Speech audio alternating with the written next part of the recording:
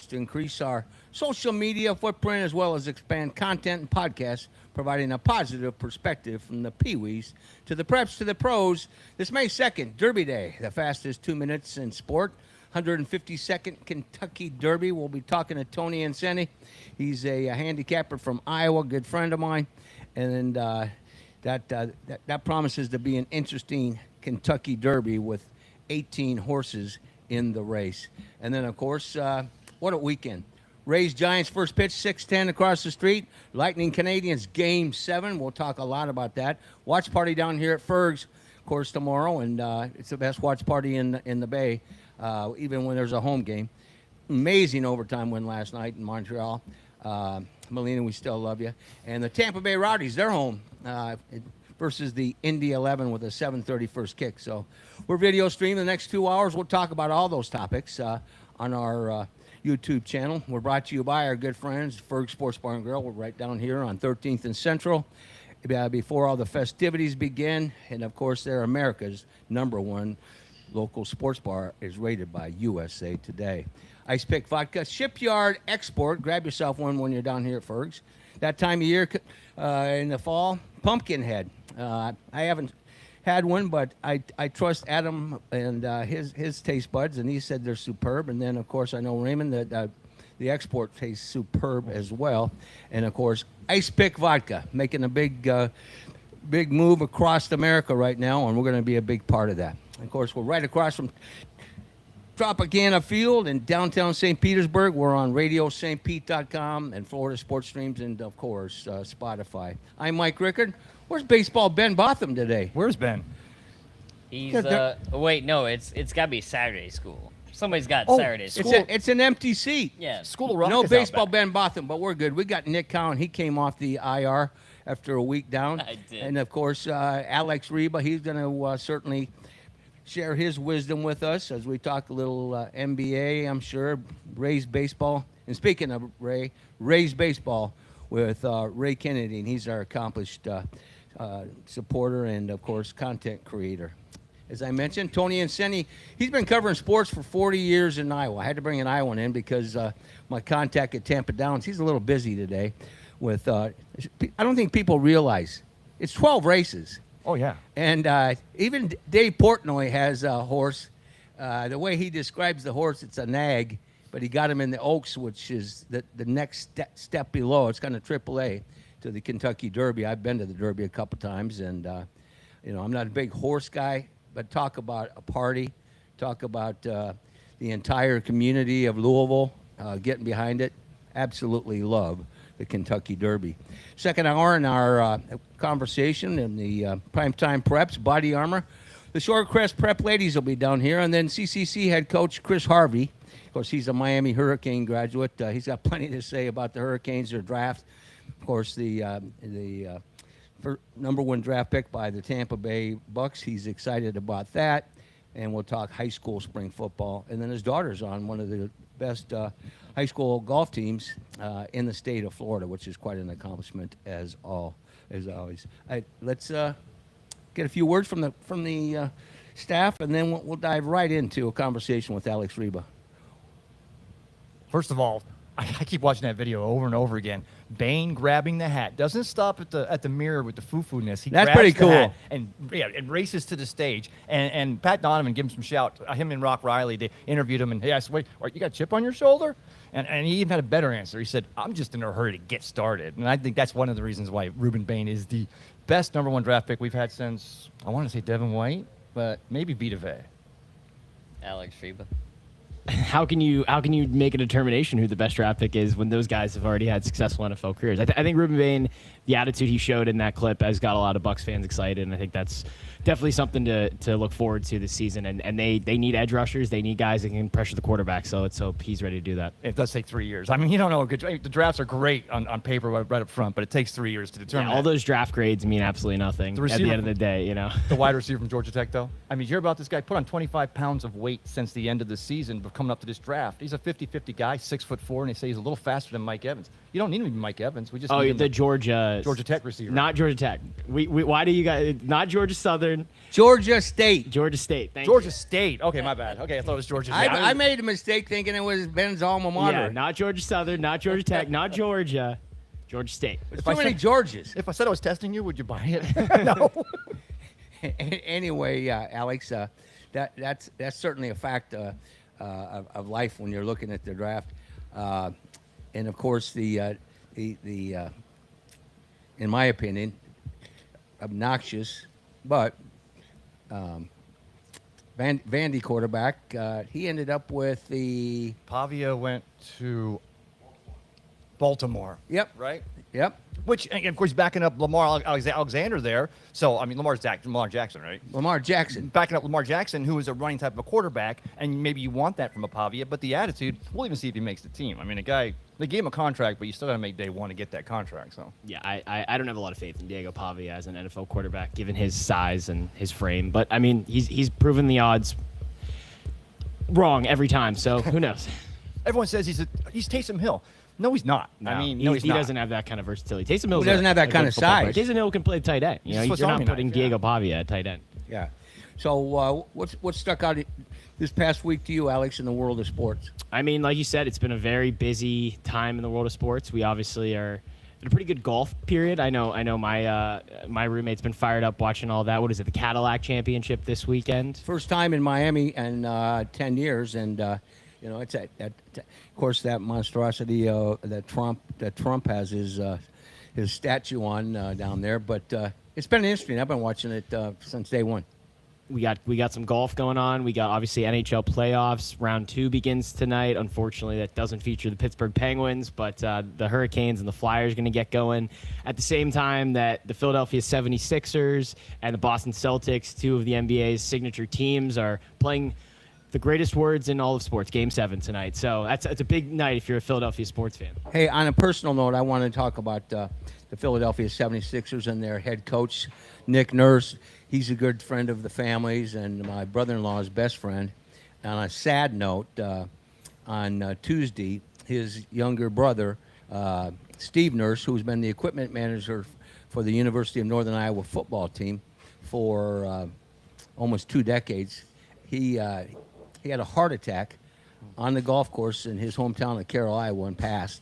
And so there's a lot of win this one for the Gipper in that clubhouse. That's why I wanted to bring it to your attention. Yeah, I mean, that's tragic. You hate to hear that kind of story. I'm sure Nick's not in the best headspace when he needs to be in a pivotal game. But 7. Steve would have wanted him to stay on that bench and keep coaching. Yeah. I'm sure No, of I that. mean, Nick Nurse is an accomplished coach. He's probably been in difficult situations before, but found a way to remain professional. Obviously, you know, he has a title with the Toronto Raptors, and he was a teacher prior to being a coach, right? Isn't that the I used story to that have was him on my show in Iowa. He was a coach at Grandview University, NAIA. Then he jumped around a little bit, went back as an assistant at University of Northern Iowa, where he was a hell of a shooting guard. And then he went over and coached in England for 4 years. And then came back and got his break when they started the G League, and he was the first head coach for the Iowa team. And we'd have him on, and nobody went to those games. Yeah, he's persevered, that's for certain. Yeah, and he's done a great job. I mean, that series has been phenomenal to watch if you're a basketball fan, because you see the Celtics, they kind of impose their will. They go up 3-1 in the series, which we saw with the Magic and the Pistons. That one's going to 7. We didn't see the Cavs impose their will at any point, but we can get into that later.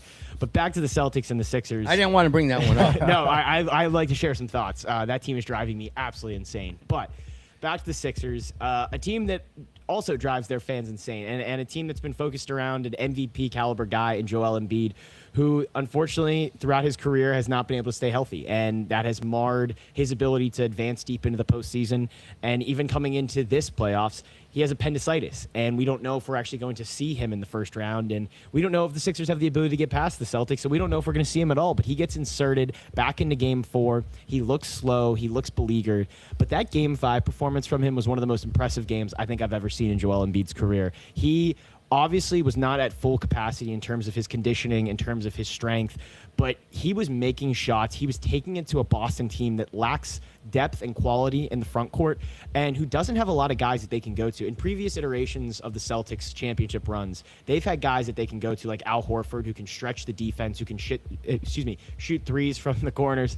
They can make big Watch plays. your mouth. That's my job, Alex. That's please. a Mike Rickard Yeah. slip up. I'm the one with the language. who can shoot and make important shots for them. But unfortunately, they don't have that on this team. Nemdis Keita is a guy who's elevated into a role that not a lot of people actually saw from him. They tried to strengthen that position with Nikola Vucevic. He looks a bit older, looks a bit slow. I mean, I feel like he's been outplayed by Andre Drummond in this series. So Andre Drummond's hit threes. He's kind of elevated his game, and he was always, a slow, lumbering guy and kind of a second version of Embiid. But he's actually played some really important minutes for this for the Sixers team in this series. And ultimately, I think Paul George has been the difference maker. I mean, Maxi's still the player that this comeback is going to have to run through if the Sixers want to pull this off against the Celtics on the road in a hostile environment in Game 7. But, Tatum has a major injury in this series. He's been playing 40 minutes. That isn't exactly what you want to see from a guy coming off an Achilles tear. That series has been a very fascinating, matchups-based Nick Nurse versus Joe Mazzulla. Who are they going to put out during these series? Who is going to be able to win them these games? And so far, it's looked like Paul George, Maxey, Edgecombe, and Embiid. If we can get Game 5 Embiid, they look like they're up to the task to be able to pull this upset.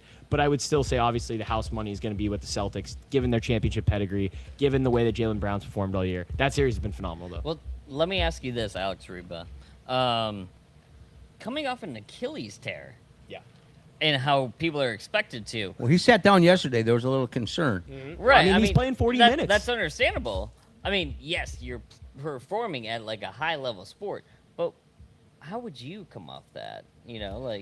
It's the timeline that he came back on is faster than we've seen a lot of athletes ever come back on an Achilles tear, and especially given a high intensity sport like basketball, it is good he got into the regular season when he did, because he got to play some less intense minutes in the regular season, because the physicality that ratchets up in the playoffs definitely on an Achilles that is still rehabbing, that is still coming back to full strength. We definitely don't see the 100% version of Jason Tatum, especially in a series that's been as physical, that's been as demanding on him as we've seen.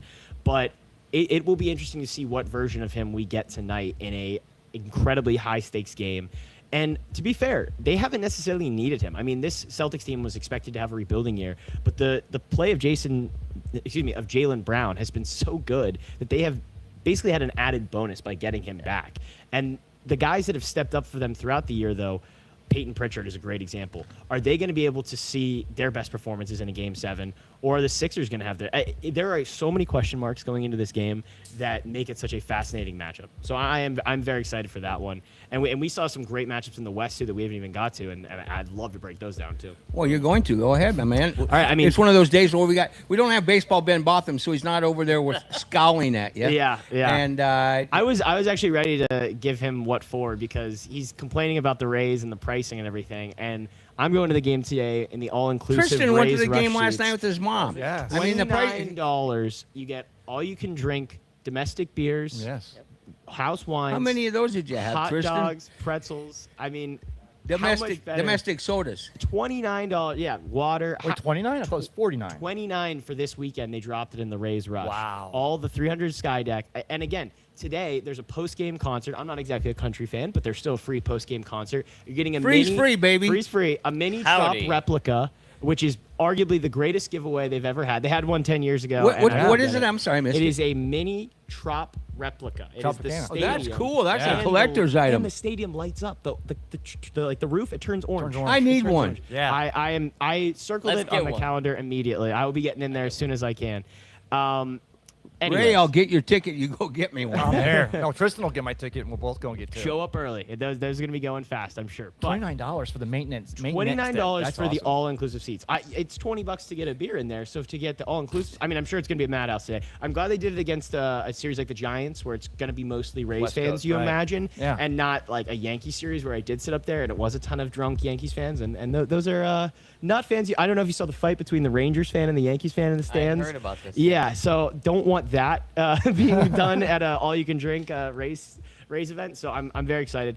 We'll get into the Rays a little bit later, but let's get into the West because the NBA, again, we lost Nikola Jokic, a guy who is arguably the MVP of this season, now out of the playoffs, and it was not his fault. He did not play his best series. He did not elevate the Nuggets to what we've grown accustomed to seeing in the playoffs. But the difference in that series was Aaron Gordon. He was not healthy. He was unable to play in multiple games throughout that series. And that's no discredit to the Timberwolves, who lost 3 starters going into that Game 6. And if it went to 7, I think the Nuggets would have got the job done at home, because when you're going into 7 and you have Nikola Jokic on your side, you're still going to take that team. But to lose Anthony Edwards, your top player, your star, your guy who's elevated you in series previously, to lose Ayo Dosunmu, who got you through Game 5, who had 35 points off the bench, a guy who you acquired from the Bulls at the deadline, a guy who was expected to play heavy minutes for you but wasn't exactly going to be your go-to point scorer in this series, and Dante DiVincenzo, who's out with an ACL tear, probably gone potentially through most of next season, although who knows given the way Jason Tatum came back this year. So it's 3 of your top scorers in this series, and be relying on guys like Rudy Gobert, who had the series of his life, shut down Jokic and multiple points throughout this series. Jaden McDaniels, man, that guy, I think we may come back out of this postseason and say that guy was the guy who He's an elevated. animal. He backed up his bleep talk, which, the word I said earlier by accident. He backed it up throughout this series. You're pulling it out of that conversation and inserting it in this one. Exactly, and that was intentional, but I bleeped myself up. Great job. Thank you. Bring it back around. But anyways, Jaden McDaniels, he said, I'm not afraid of anyone on this team. I'm going to put layups in meaningless games and garbage time points that I've never seen Nikola Jokic and your run defense faster. sucks. Exactly. He said, no one can guard me. No one can guard us. None of them are good. Here's the exact quote. None of them are any good at defense. And you would think a team with the championship pedigree of the Nuggets would say, would inspire you. F this guy. We're gonna show him what. No, They got nothing. Jamal Murray is the most fascinating guy in the NBA because when he plays the Lakers, he is one of the greatest point guards in NBA history. But then any other series like this, he can be taken out. They went at him every single time. And that's what the NBA is so ruthless. He looks lazy. If they identify a guy who cannot guard an on-ball defender, they will attack them every time. They will pick and roll you to death until you sub them out of the game, which is what they want. Which exactly is what they got. And you go back to that Sixers series, which I was just saying, a guy like Nikola Vucevic, he looks older and slower than Joel Embiid has in this series. Again, Embiid is not playing at his best, but Embiid still at 70% can make shots. He's crafty. He can use his body in a way that a lot of guys in the NBA can't.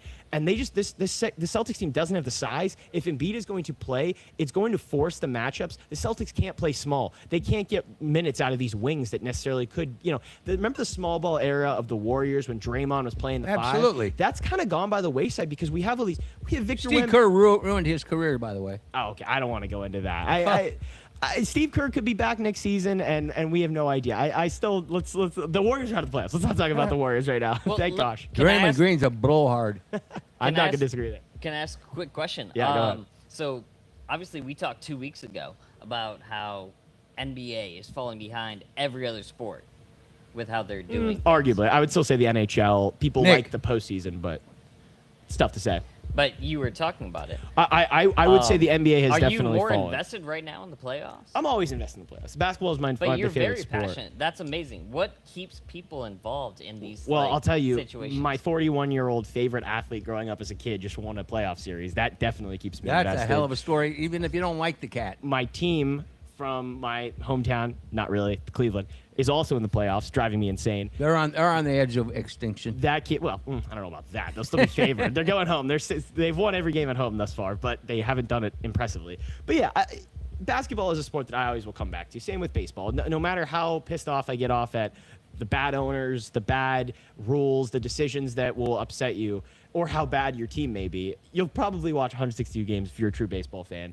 Same thing with basketball. Obviously, the regular season doesn't really mean anything, and the guys don't treat it like that, so it's a little different in that regard. But when the postseason comes around, the games are very fun to watch. The games are at a higher intensity. The crowds show up, and it sucks you in. And when you get the storylines that the NBA provides, because the NBA has a lot of drama. I'd argue it might be the most dramatic of the leagues, and I do enjoy that. When you see Nikola Jokic sprinting down the court to start a little bit of a melee after Jaden McDaniels puts a Which would have been unwritten unheard of rule in layup. previous years. I mean, yeah, if we're talking 80s, 90s, there's probably punches being thrown. Guys are being thrown out of that series after that. We obviously didn't see that. Guys kept cooler heads enough during that, but it gives you a storyline. It gives you something to talk about. And there's so many guys that are injured right now that are potentially coming back. Luka Doncic being a great example. Every Is he club gonna be has back? that. Yeah, exactly. It's a war of attrition when you get to the playoffs. I mean, some of the biggest stars are now out of the playoffs, or we don't know when they're expected to come back. And it's created a lot of interesting question marks in these series. One of the things I just want to insert real quick on that topic, the gentleman that's going to join us, good partner of mine for almost 3 decades up in Iowa. He's the color analyst now for the Iowa Wolves. And he said it's kind of cool with all these injuries, these guys that I've been covering these games at the Wells Fargo Arena for all these years are getting an opportunity to move up and play. And Well, they're he lucky said it's cool. to have gotten on the flight, because if they were a Portland, you see that Oh, story? yeah. The Portland Trailblazers, their G League guys were not invited to go to the San Antonio Spurs games, which is kind of a slap in the face, because those guys are often, while they're not going to play, they're not active rostered players on the team. Usually they fly with the team because they've been called up to the NBA enough minutes that they will fly with the team. Exactly. But the Portland Trailblazers, who were just acquired for just shy of $4 billion, 4B, I know last time there was Not a an million, L. $4 billion. The same owner of the Carolina Hurricanes, by the way. This guy's got money. He said, we're not doing T-shirts for the fans. We're not flying the G League guys to the away games. We're cutting costs. We're running this like a business. And everyone's like, that's a pretty bad look if you're the NBA, who's got all this brand new Amazon Prime deal package, which don't get me started on Amazon. I had to go to the alternate stream during Game 5 between the Pistons and the Magic because it went down. They had the technical difficulties on I the know, I Hornets had the game. same They are problem. driving me insane. The streaming is killing the sports models. But anyways, We could have a 2-hour topic on that. credit to the G League guys from your Iowa Wolves who are playing big minutes. I mean, obviously the guys that have really stepped up in the series, McDaniels, Io, those are established NBA players, but they have had to go to guys off their bench that weren't expected to play big minutes in this series, especially when you lose 3 of your starters or 3 of your top key contributors. So the Wolves, I have so much respect for them. They were built to beat a team like the Nuggets. They have done it now twice in the playoffs. It's been incredibly impressive. I don't necessarily think the Timberwolves are going to win the title. I don't think they're going to beat the Spurs. I don't think anyone's beating the Thunder, respectfully. But I think they're going to give a very good series to whoever comes out of that West Conference. So who's their matchup, Mike?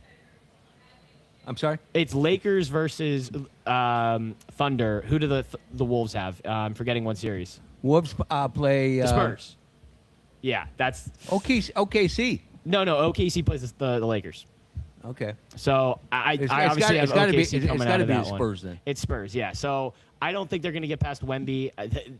Maybe they can, because Rudy Gobert kind of has a lanky European alien-like size about him too, similar to Wemby, and that matchup would be interesting. European alien? They're both European aliens. Like Yeah. That's an amazing term. Wemby is 7'9" practically I'm and gonna use has that on stage. the longest limbs. But they're both That's a good description of Wembley. they're both French guys. It's a fascinating matchup. I'm very excited for that. both of these series. Unfortunately, the Lakers they're not going to get past the Thunder unless they get Luka back, and even then, I just don't know if they have the defense to get past them. But they got Reeves back in this series. They held the Rockets to their lowest scoring game ever in this season. So I've been impressed by the Lakers. I've been impressed by LeBron James. 28 points from him last night. 41 years old, playing with his son. There's not enough nice things you can say about him. And obviously, it's easy to root against the Responsible in Lakers. some capacity for 46 points. Yeah. I mean, he won them this series because you lose 2 of your top scorers. The onus is going to be on you to come through. And credit to their role players. Rui Hachimura, big minutes at him. Marcus Smart, that's a guy that It's more, didn't he go to Gonzaga? Marcus Smart? Yeah. No. No. State.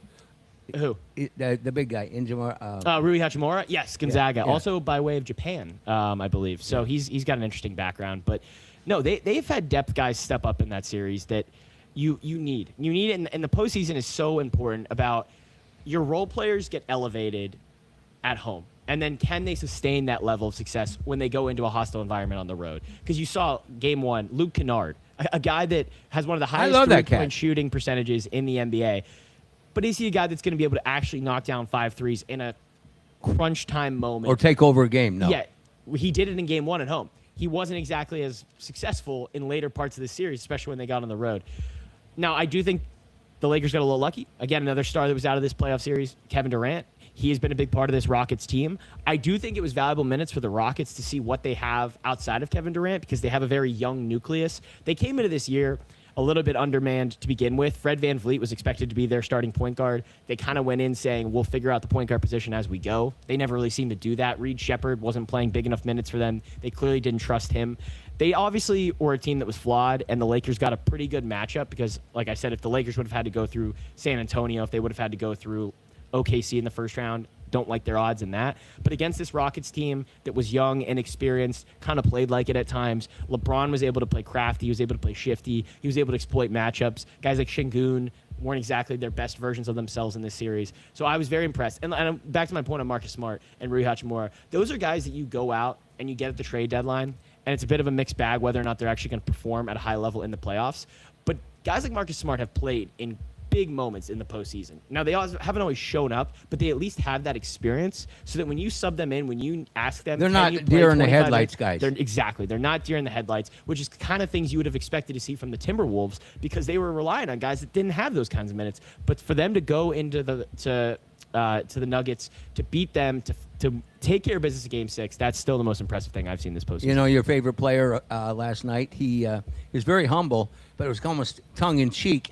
He said, it was really nice of these young guys to allow me to lead them through this process. You probably saw the interview. Of course. To lead them through this process due to the changes, and he didn't say Luka, due to the changes that took place. And I thought, you know what, he's kind of throwing it right back at him. I can still lead this team. He is.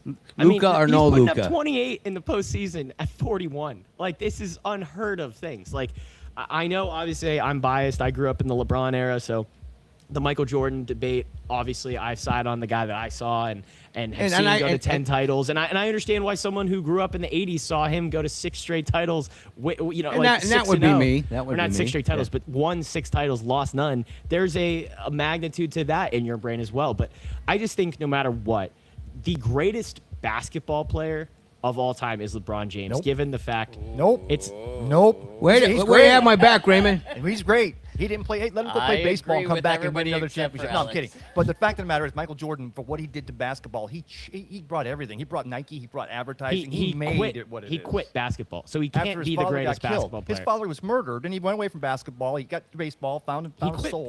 Came back. That's a tragic story that doesn't change the fact no, that I'm he. saying, So, I'm giving you perspective on what it's about. He lost a few seasons. LeBron is that I he love could have LeBron. put up more numbers. I've loved MJ LeBron did. since he was 15 years old in Cleveland, watching the kid on the cover of Sports Illustrated. The kid Mm-hmm. is a freak. I mean, he may have been the greatest basketball player of all time at 15, but long term, He's had the greatest career. There's no denying that, in my opinion. He's on 72 You teams. can say he's had a He's greatest the career. all-time leading scorer in the history of the game. He has The game 10 has changed, though, too, appearances as well. in game the has NBA changed. Finals. He played in an era 5 years after Michael Jordan. Has it changed that much? I mean, he was actually Yes. 2 or 3 years. It wasn't that big of a difference. I'll tell you, I'll give you. Let's go back and look at the elevation of the players around him. I got Bill Paxton, Scottie Pippen. I mean, the players over Bobby the long range, Hansen. everybody. And now LeBron's done it too in Miami, All and the big Cleveland, men and that LA. sucked over the LeBron years. dragged a team. Can you name anyone on the first team he dragged to the postseason? No, like I was seriously, a actually single I was guy. at, that was at a the good game team. against the Pistons his first playoff season. You were at that game? I was at the game. I've got a picture of it on That my team phone. that he took in, I believe, 07, 08, that had absolutely no one. They were asking Zadrunas Igalskis, Daniel Boobie Gibson. How do you remember these names? Because they're my Cavs, like- Adrunas Segalskis. Zadrunas, Big Z. Like, that team, no one. Was Michael he an Jordan, alien, too? Michael Jordan when was his first postseason appearance? Well, no, he was going up against Magic Johnson and Larry Bird in a totally different time. And Detroit even these Pistons, days, the it's Bad all about- Boys. Every basketball team That's has. what I'm. Yeah. Dude, So wait. Every LeBron basketball. is 6'8", can shoot the three. He's one of the greatest is passers of free. all He's a time. freak. Michael Jordan was the purest scorer. I will never deny that. But he also didn't score as many points. He played Jordan. hellacious Because he dished defense. out to Paxton and I to do Scottie ha- Pippen. Oh, and he to, dished and out. Horace I do have Grant. I do have a small point. Michael Jordan, yes. He played that was hellacious defense, too. hellacious. Oh, yeah. But that was the biggest So thing in LeBron the was- world so because was LeBron. there was no, Okay. there was 41 no and he's playing the hellacious media. defense. MJ was on the Bullets or the Wizards, whatever they were, and he was a scrub at 41. I mean, come on. What But are we talking the about? media Scrub. was, I mean, Michael blowing up Jordan Michael scrub. Jordan when he was on, the last legs of career, LeBron starting. It wasn't the same media coverage that MJ got. Oh. It's true. Well, MJ had to teach the So, media I how to mean, cover basketball. LeBron, yes, he has had to build it, but I think MJ, like, he had to deal with that stuff. Like, I can't leave the hotel room and go. Well, and, LeBron can't LeBron go can't anywhere. leave. What are we talking about? well, I'm just saying. LeBron is the most recognizable American athlete in sports right now. You know what, Alex? I'm going to give you this. don't know Everyone about knows that. who LeBron James is. Well, everyone does. I'll give you this. You're right. The debate isn't settled because people, like you said, you came up with and you love the guy, and I still love LeBron. I came up with Michael Jordan. I watched basketball from when it was Bill Laimbeer on Pistons punching somebody Which to get the game started. old heads love to hype up the Bill Laimbeer Pistons and how Oh, physical and dirty if they Gor- were. If Gobert would, Best. if Gobert would punch, Those guys also couldn't shoot. Like it was a different which brand is why of Michael basketball. Jordan, and he didn't even score as many points, and he still took his team more championships because he played that defense. He did not go and to more brought the championships. He attitude. won more championships. He did Won not more go to championships. as many championships. Well, yes, LeBron he went also- to 10 consecutive NBA. On He's how been many to 10. He teams? went to On how many teams? 7. He went through the East every single year. Like the East ran. How many has he for gotten him. in LA? Because he chased it to go out He's there. got which one he in did. LA. Okay. He got the bubble title, which obviously Oh, there's yeah. there's question marks Well, around. now that No, you that was now good. that, We now that needed you that. got Alex's blood pressure up and Let's talk about the Cavs. Where's Ben? No. Where's Ben? no, you know what? I got to take the hit on Ben. He told me yesterday, but remember, I got ADD, age deficit disorder, terribly, as well as attention. So I got a double dose. But he's at Key West right now, going to a wedding. You think he gives a damn about us on this broadcast? Not when we're talking NBA for as long as we have. Hey, Ben. Exactly. Oh, We're look, killing it LeBron with did NBA. something. All right. Before we go, we're going to roll to Tony and Senny and get a preview of the 152nd running of the Roses up there at Churchill Downs. You got any last passing statement on the Tampa Bay Rays, who Yes, are I did having want to get a into the hell of a Rays. season right We've now? lost Ryan Pepio for the year last night. That was a huge That's an blow. annual. Yeah. I mean, we can just expect again, a starter to go down. It comes back to the Rays trading recently has not exactly come in their favor. Tyler Glasnow is having a historic start with the Dodgers.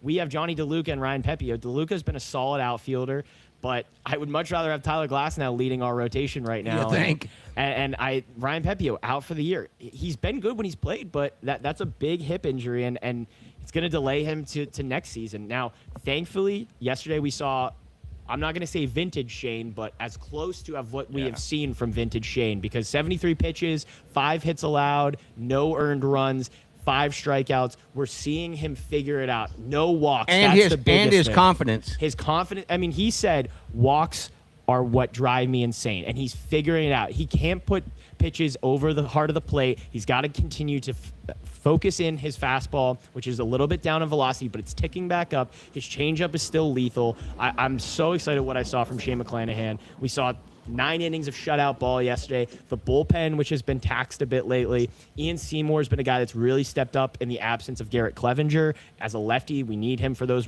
rotations, those matchups. Brian Baker, as solid as one could ask for in the back end, he's been the closer we needed to replace Pete Fairbanks. And then the offense, Junior, Yandy, they're hitting the ball out of the park. Yandy left yesterday's game. I hope he's back in the lineup today. Maybe we'll see him in the next series if it's at a left side irritation, something of that nature. Big guy, a lot of torque. Maybe just something went wrong in his mechanics there. But if the offense is going to continue to contribute like this, the bullpen started to strengthen up.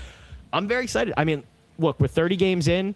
We're right behind the Yankees, who have been playing the best baseball in And the American wouldn't we League. have all taken this before the season started? 100,000%. Absolutely. This is- Or you could be the Red exactly. Sox. I really don't have many complaints. And like I 10 said, games out. we've been Byron healthy. Cora. We've been healthy. Like And- Ryan Pepio, we knew was going to be out. We just didn't think. We thought we were getting him back. My only concern is today's actually a really big game outside of all the things we discussed and the Trop Mini replica. This game is Griffin Jack's opening, Yes. Jesse Schulten's behind him. That may be the 5th guy in the rotation moving forward, that tandem, which Schulten's is not a guy that stuff blows you away, but his stuff is fine-tuned. He knows how to throw quality strikes, how to extend himself in a game, throw 5 to 6 quality innings. He's done it so far at the major league level. I've been very impressed by him.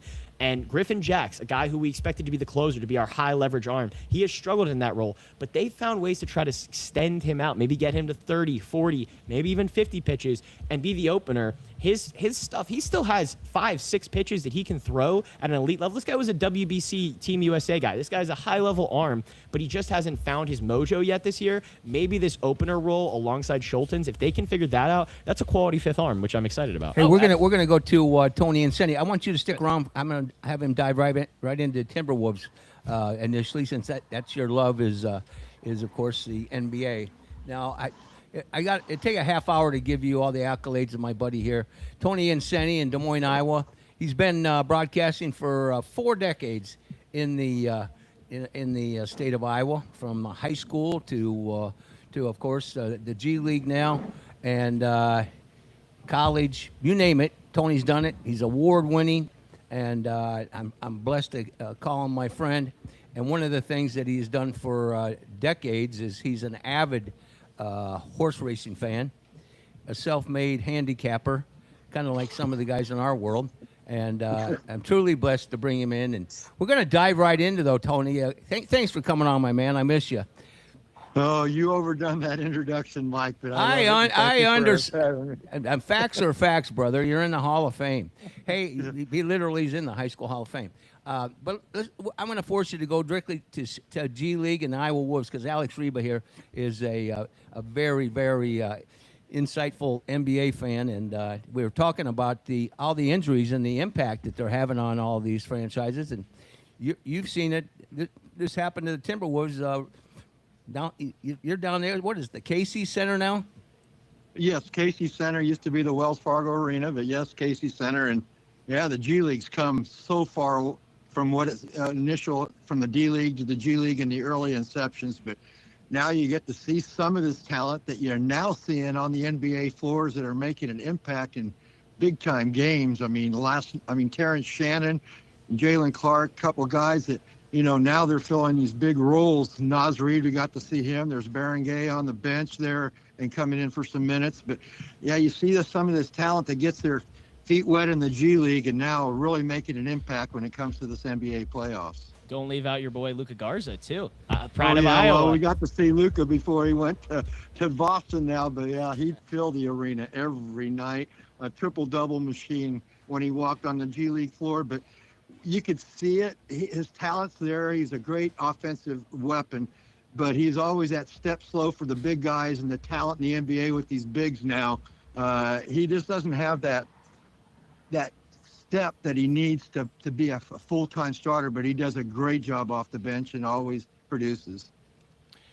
This series, I would say, between the Timberwolves and the Nuggets was not the most shocking, but it's by far been the most fascinating to me, seeing a guy of Nikola Jokic's stature who's played so well. They haven't had answers without Aaron Gordon in the lineup defensively. The Timberwolves have had to rely on guys, like you said, like Terrence Shannon. A lot of teams in the NBA don't have a Terrence Shannon waiting on the bench who can step in and fill the void when an Anthony Edwards goes down, when a Dante DiVincenzo goes down. What's been so impressive to you about those guys coming into a series against a guy like Nikola Jokic, against some of the defensive rotations they've had to prepare for, and then exploiting them so well? Like we were just talking about earlier on the show, Jamal Murray, they attacked him throughout this series and have found ways to force him into positions he can't guard. I mean, that's been what's so fascinating to me. What about you? Well, you just made the statement that a lot of people don't use a lot. Defense still wins championships. I don't care what level you play at. In the NBA, they say they don't play defense. You have a 24-second shot clock. Things are going to go crazy. But Minnesota's defense is what's catapulted them. They totally frustrated the Denver Nuggets out there, and the officiating allowed both teams to adapt to it. But boy, Minnesota just gets in your shirts, and the defense is what's impressed me the most about how they've handled the series with Denver. Rudy Gobert too. I mean, it starts with a guy like him who probably could be the defensive player of the year in and year out, but they have to. And he's still the Rodney Dangerfield of the NBA. He doesn't get any respect. Some of that he's brought on himself, but you're definitely right about that. I completely agree. So we were also talking about. Oh, go ahead. No. Everybody looks for points. How many they scored, but if you look at the guys who take that lunch pail with them, the garbage can with them, and just sell out, those are the guys that you need to keep an eye on. You're going to always have those prolific scorers coming in the NBA, but the guys that do all that scrapping and digging the turnovers and the assists. I mean, those are the things that make a team winning, and that's team ball. That's not individual ball. And we didn't even mention his name, and he's probably been the most scrappy lunch pail guy, Jaden McDaniels, a guy who was picking up 94 feet, who had Jamal Murray in hell that entire series, and he backed up his bleep talk. Talks as we the said talk earlier. and walks the walk. I mean, that is a guy who I think, if we look back after this postseason, may be one of the guys who ascended into a next tier in the way that the rest of the league looks. His agent loves it. Yeah, and I was listening to Bill Simmons' podcast. He was talking about how when they gave up all those picks, all that draft capital to get Rudy Gobert onto the team, one of the guys at the Timberwolves GM said they did not want to part ways with him that deal was Jaden McDaniels. And at the time, it was a bit surprising given how much capital they'd already given up to get Rudy Gobert, which they were laughed at the time too. They said that's way too much, too high a price to be paying for a defensive, first guy's not going to give you a lot of scoring. But Jaden McDaniels, the returns have proven to be there, because he is without him, I don't think they win this series once you lose a guy of Anthony Edwards' caliber.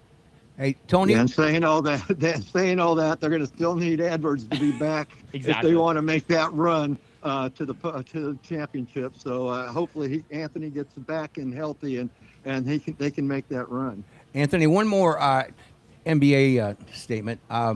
One of the things you've seen, we saw right there in Iowa. I was talking about Nicky Nurse earlier and sending prayers his way for his brother Steve. But we've seen the D League, and it was the Iowa Energy. Are you seeing the fans start to embrace the G League, kind of like they have the Iowa Cubs in AAA baseball? Are we seeing that, because the level of talent's amazing? Well, luckily here in Iowa, we're always in the top 3, and at least the top 5 in attendance for the G League. In some places, it's pretty tough. I mean, they play in small arenas. We have that 15 to 18,000 seat capacity, but we'll never fill that and stuff. And certain games they do, but yeah, the talent is definitely way up in the G League. A lot of these guys aren't opting to go to Europe like they used to now. They're coming here and waiting for their turn, and usually within a year at the least, and 2 years, they're now playing up there in the NBA because of the talent they're having to play against in the G League, getting them ready for. So this league has really come up a lot. Here in Iowa, we have a really solid, consistent group of fans that come out there and enjoy, and the players at the G League level also interact with the fans, do a lot of community work with the schools and everything that really makes it a community event and a statewide event for the Iowa Wolves. Do you see the support from Minneapolis down there? Oh, yeah. I mean, there's times where you get frustrated with that, and I understand. They call guys up, and then you see that they don't maybe play, but they're out there to work because they want to take a look at them and see what they're at. So it's a tough call sometimes, but overall, yes. Well, I'm sure it killed you guys when Groza kept getting called up, and he's gonna fill the stadium there, and he's up there riding pine. I'm sure that would just kill the fan base. Yeah, that's what the frustrating part is, but you got to understand what the NBA team's trying to do is see exactly what they have and see them up against the best of the best in practices there. So, I mean, it is part of the journey. The G League is just like AAA baseball or AA baseball or whatever minor league sport. You're going to always have that frustration, but the fans do support it here in Iowa really, really well. I feel so bad for a guy like Mac McClung, who every time he's in the G League puts up 35 and wins the dunk contest, but then he never gets the call up to the pros. And he's a tweener, baby. He's a tweener. He's not even a tweener. He's just a G League guy. Like, he's like the GOAT of G League basketball, which I don't think is actually. Has he been on a roster? He got called up a couple times by the Magic, but he's just never. He's never stopped. The Magic could have used him last night. They could have used some Magic. Made 4 shots in the fourth quarter. We're talking an NBA team. Unbelievable. LeBron. Yeah. LeBron. Actually, that's a good question. LeBron or Michael Jordan? Who's the GOAT? Me? Yeah, for you. Oh, I'm gonna always be MJ. Yeah, now, I knew that was coming. He's older than dirt. Yeah, He's like me. Anyone who's over a certain age is probably MJ, and anyone Whoa, younger. whoa! That's not the way to say that. But I think it's a fair LeBron assessment. changed the game at a different level with his size to be able to do what he does. He's unique too. So, and now you see a lot of guys that are coming up that are LeBron size and stuff that are. I mean, he made the power forward or center position, whatever you wanted to call him, then the guard position in a lot of places. So He's an amazing talent, not taking anything away, but Michael Jordan was just special. Well, I still love you then, brother. Hey, real quick, you're a lifelong Cubs fan, so am I. Had a stint with the Iowa God. Cubs. I had the fam down here for Rays Cubs. Took all 11 of us across the street here, and it was a glorious day as the Chicago Cubs beat the Rays. Then I jumped back on the Rays bandwagon, but you would have had a great time. All right, my man. Well, now let's shift gears. This guy, thanks, Alex, for sticking around. This guy has, you name it, he's done it in the world of sports in the state of Iowa. And but the unique thing, when he worked with me, he never worked for me. He worked with me. This guy was, I'm telling you, Raymond, he was my anchor. And but when it came to Derby, like 48 hours for the Derby, don't talk to him about any other sports.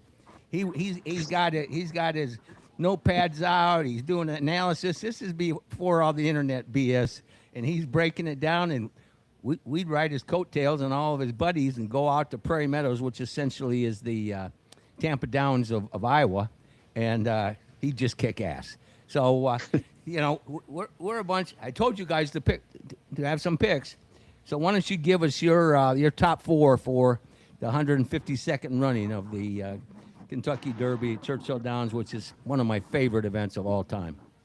Well, I think there's 5 or 6 horses that are definitely, if you like them, you got to play them for your top spot or first and second with others. But I've always been on Renegade and Commandment. Renegade's been my Renegade's top in the one hole though. That's the problem. That's a major problem. And he's got a hoof issue, and that's another problem. But you know what? I've gotten this far saying it from way before when it first started. I'm going to stay with him. Commandment, the 6 horse, is another one that I think is, I mean, he's the one, if I had to pick the other one, he'd be the second pick for me. And then great spot to start from too, 6. Yes. And then the other 3 horses that I have marked that are definitely going to be part of this is number 8, So Happy, number 15, Emerging Market. I know only a couple starts, but boy, looks really good. And then Further Ado, the 18 horse. He may be the horse to beat. I don't know the way he's going. So those are the horses I like. The scratches kind of changed things a little bit for me because I did have Silent Tactic who scratched and he was like my long shot play in this thing. But those are the horses I like. I'm going to stick with Renegade. I know he's the favorite. I don't think he'll go off as the favorite, maybe because of the one hole and maybe that hoof issue drawing a lot of questions. But I think this is a wide open Kentucky Derby. And like we always like to say, when it comes to that field in the Derby, it's like NASCAR. It's rubbing is racing. And you're going to definitely just have to have a lot of rubbing is racing.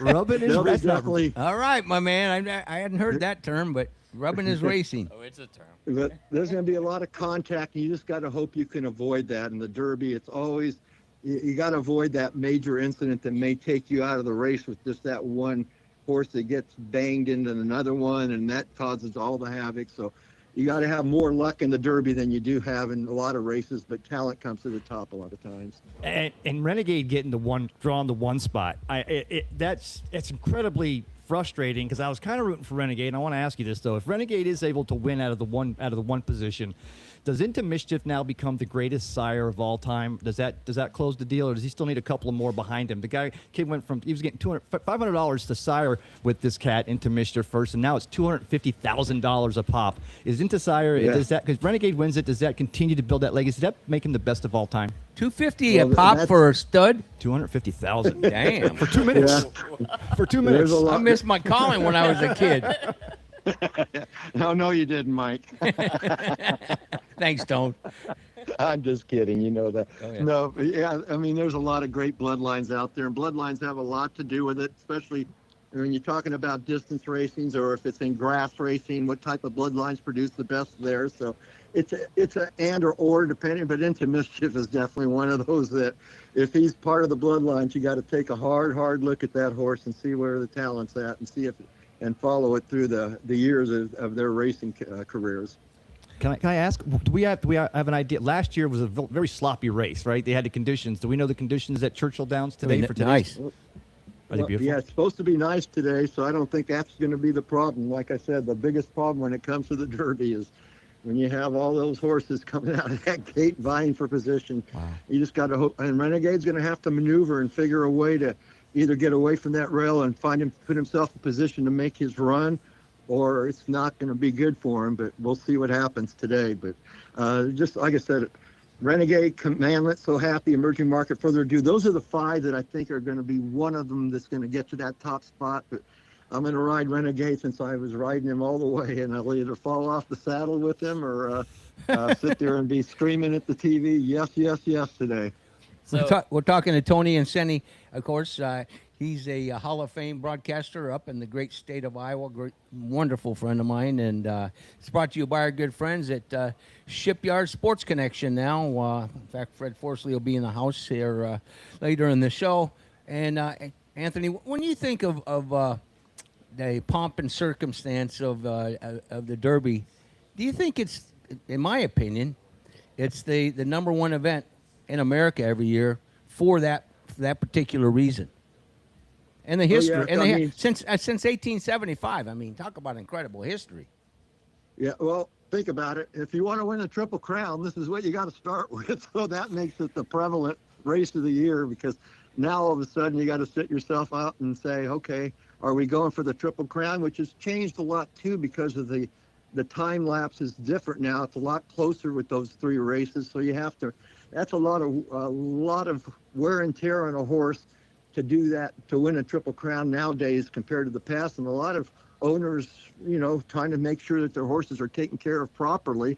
Some of them vie not to run in the second leg or the third leg because they want to make sure their horse stays sound. But the Triple Crown, the only way to get to that point, you got to start today, and that's why Kentucky Derby will always be the most prevalent race in horse racing.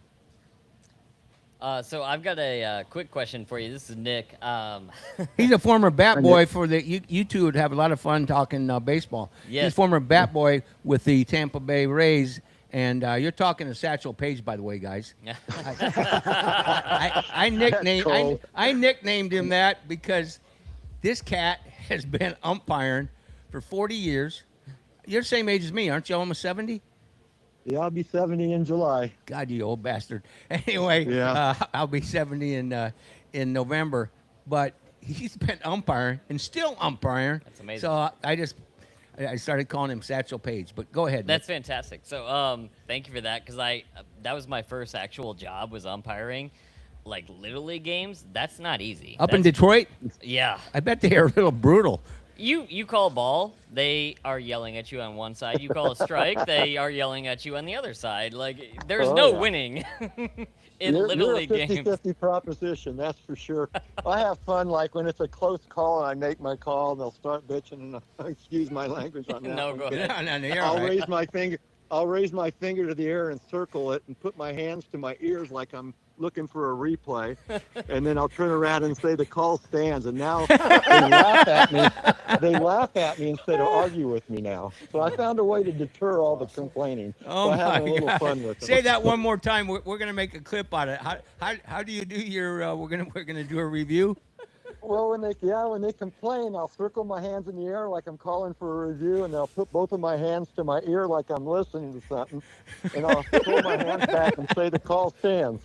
Absolute classic. The best would be if you walked over to the back screen like the NBA officials and you looked in like you were looking at a monitor and you came back and did that, but that's just as good. I will tell you the best thing about it, and thank you. So I had one question about horse racing, but I have to give you an insight as a bat boy, former bat boy for Major League Baseball for 12 years.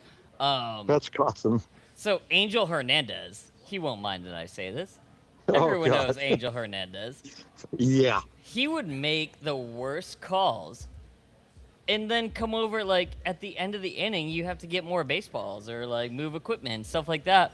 And he was the nicest guy in the world. And you're like, I have to root for this guy now. He was nice. I just figured he was one of those smug a-holes. He was one of the nicest umpires in the entire... Him and Joe West, believe it or not. We had a couple of solid umpires from Des Moines, Iowa. I can't remember their names. Jim McClelland. Yep. Tim was really, really nice. Yes. You know why? Because he was a big Michigan fan. That's Man, why he's we from like him. Iowa. He liked me somehow. Yeah, I did a lot of umpiring for the U-Trip stuff, and his daughter played back then, and he was always at the games, and just, yeah, like you said, one of the nicest guys Yep. in the world. And my brain's having a brain fart on the guy because he passed away. Tragic. Yeah, I am too. And he was a local Iowa product. Great. Yes. Eric Cooper, was that it? Cooper, Eric Cooper. That's Great. exactly it. Eric Cooper, great human being, and he Just passed a great guy. Passed at a very, very young age. See, and, Yes. and that's the tough thing about umpires. Like, they're actually really nice people and they're human beings, and that's the thing. Tony's people not don't a nice realize. human being. He's he's Tony- involved in sport. Wait, He's Well, a no, great human wait, no, being. I'm gonna It's give under review. I'm gonna give I'm gonna give Tony my piece of advice, or maybe you can give Like me he better needs advice from you. Yes, because I have never You're talking I to learned Satchel from Paige. everybody. I have never lost a Kentucky Derby bet. I've got the winning ticket. Sorry, for the last 25 Well, years. who do you have? I buy a $2 ticket on every horse. Oh, okay. There we go. I have the winning ticket for the last 25 years. Nice. Hey, you sound like a friend of mine that we used to go to the track with, and we'd sit there and he'd hit a race, and we're like, "How did you hit that?" Well, he'd pull out his tickets and throw away 40 tickets to pull out the one that he hit. That's like the people that win the lottery and they're 200 grand in the hole in their lifetime and they win 300. I'm a winner. And you walk up to that window with that head held high. Yep. I have the winner. That's all I got for you, Tony. Nice to meet you. It's really great to talk to you guys. It's been a long time since I've done this type of thing. So Well, you're gonna be a regular. We should have some social media up there following Satchel Paige's career. Oh And no, every- you'll be bored to death. You get 2 hits. now, when you go out there and there's all these young people now, Yeah. and you And make that's why a, I do it. I enjoy being around the young people. I know, but when you make a bad call, have you heard any, disparaging comments about your age? Go to the nursing home, you old bastard. Nothing like that. I had one guy jokingly say something to me, and I go, "You're right, I am old." He goes, "Well, how old are you?" 52, and I go, "No, I'm 68. It was a few years ago. I was 68." He goes, "Oh, dude, I'm sorry. I'm not messing with you again. You're awesome." Hey. So he backed up. So Hey, neither one of But- you are golfers, but here's an interesting factoid on Anthony. When he first stepped up, we had an event that 4 of us were invited to, and all of us were hacks. Now you can envision the hole is directly in front of you, right? So you should aim your shoulders right at it to set up. Am I correct? Yeah. Yeah. No. Oh, Tony, and this is at a country club, and you got all these monkey mucks around. He's got his high tops on, and he sets up, aiming directly to the left. Is it the left or the right? to the right. Aiming directly to the right, and we're like, "What the hell are you doing?" Next thing you know, whack, pipes it right down the middle. He plays his inside out, and to perfection. He won't take a lesson. That still is something that Michael talks about to this day. That's amazing. Yeah, I was told a lot of times if I learned how to swing the golf club right, I could be a hell of a driver. But I always had that draw where I just bring it from the right and draw it right to the middle, and it was just the way I stood. Now I'm standing the way you want me to, Mike, because I don't have that power anymore. I don't golf that much anymore either. So. All right, man. Well, you do plenty, and I've had some challenges lately, and I'm battling them through physical fitness, and you're my inspiration, my man. Oh, yeah, there's a lot of people as we go through life that make an impact. They might not know it, Motion is lotion, as you're well aware of. Yeah, stay active. That's all you can do. Enjoy one day at a time is a line I heard many, many years ago, and that's how you have to live, one day at a time. All right. Well, I heard all of your picks, and I am going with the Puma. I don't trust Tony at all. No, you can't go with the Puma because the Puma's out. I'm I going know. with the happy He got one. scratched.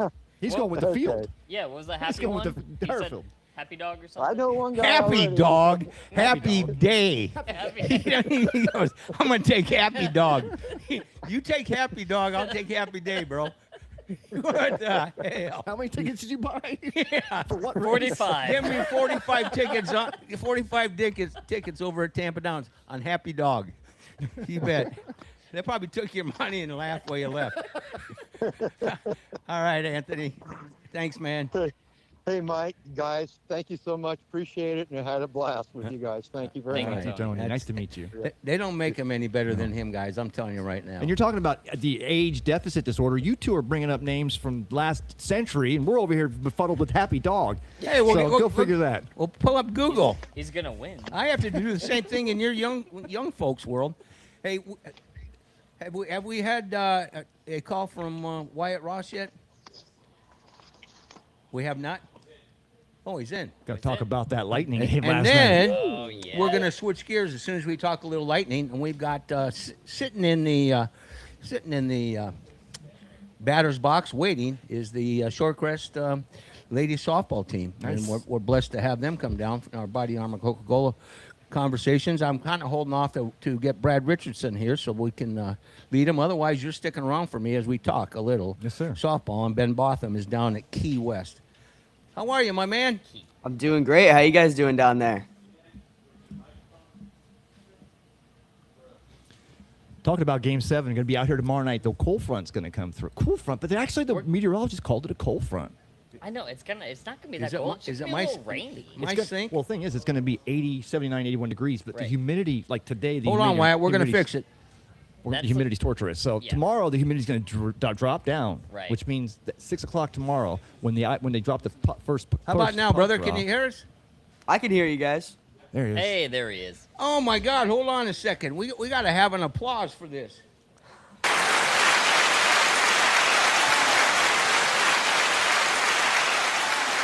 Wyatt Ross returns to the conversation. You're an ecstatic young man, as are all the Tampa Bay Lightning fans in the Tampa Bay area, and I appreciate you joining us. What did you think of last night's game? I mean, the thriller. I got some tissues for, of course, Milena here, of course, the Canadian and the Canadian Queen, and we're looking to Game 7 is going to be something else, Wyatt. Well, you got some leftover tissues from the Olympics for her as well. I think Oh. laying around there. Oh, She didn't hear that. He said, "Do you have any leftover tissues from the Olympics?" Ouch. I think that should tell you all you need to know about what I think is going to she's happen. a very in Game nice 7. girl. I don't want to lose her friendship, so knock it off, Wyatt. I don't do that. Anyway, go ahead, my man. Yeah, Game 6 I think might have taken 10 years off of my life, and sending a puck over the glass to go on the penalty kill definitely didn't help at the pretty early on in the overtime there. 1-0 win. Gage Gonzalez gets the goal. And one thing about this playoff series is our young guys have stepped up. Dominic James has had a great series as well. And Brandon Hagel actually got in on that assist on the 1-0 game winner. So Hagel, I think, is your early favorite to win the playoff MVP. He has been phenomenal for the Bolts. And I think as we head back to Tampa in Game 7, the home ice actually isn't as much as a factor as I would like it to be. So far, the Lightning are 1-2 at home in Benchmark International Arena. Almost called it Amalie there. I'm still getting used to that.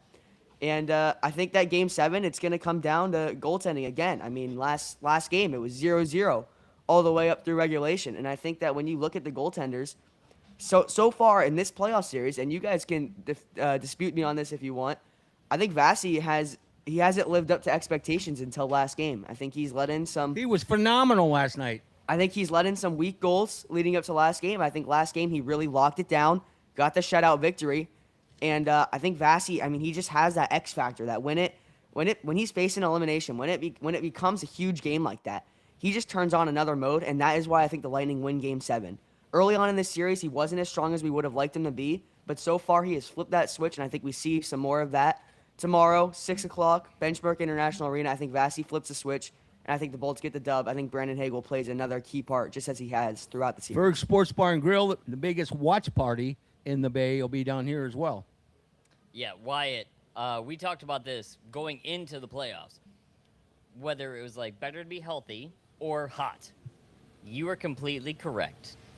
Without a shadow of a doubt, he's The always team correct. needs to be hot going into it, and you've proved that. So going into Game 7, I love your perspective. But other than Vasi, like, what do you think is like a key going into Hagel, Game 7? man, that guy's the cat. He's a stud. Yeah, I think if we're talking about the key, I think we got to address the elephant in the room. The key is how well Kucherov is going to show up for Game 7.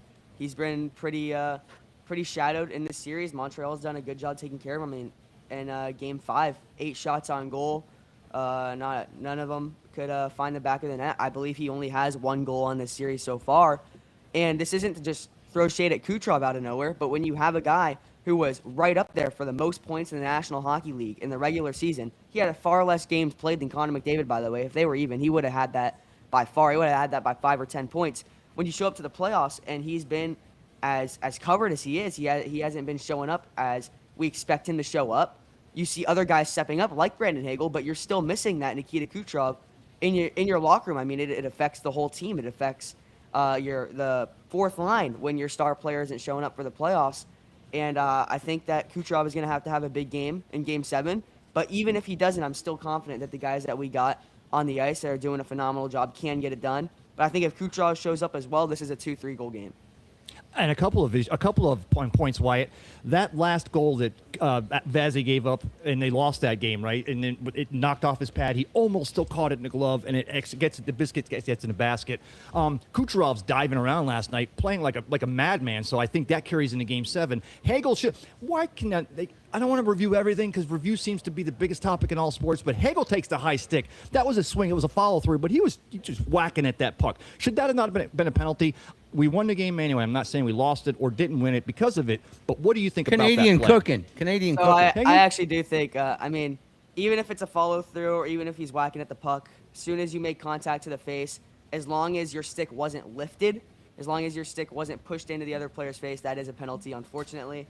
But again, it didn't make a difference on the end outcome. So now, if it made a difference on the end outcome, I might come up here and say something different about that. But I think textbook definition that it was the right call. Let me also, White, if I might ask you this, because the Martin St. Louis is leading the youngest team in the league, and of course the Lightning are a veteran team. They're still keeping up with them, but the fact that it's a home game, and we won there, they've won here. Martin St. Louis, they get the last substitution being the away team visiting. Is that what's playing into this? Is Cooper and Martin St. Louis playing chess when it seems like all the other coaches, when they go against, in these playoffs anyway, are playing checkers? Absolutely. I think you have the best coaching matchup in the playoffs in this series. John Cooper up for the head coach of the year award. I believe it's called the Jack Adams Award. You can correct me on that if I'm wrong. But John Cooper up for that award. Martin St. Louis, he was right there. He didn't end up getting in the top 3, but I believe they said he finished in 4th or 5th in voting. And Martin St. Louis, he's leading one of, if not the youngest team in the NHL. I believe the Sharks are right up there with them. Right. And I think Montreal is going to be a very scary team for years to come.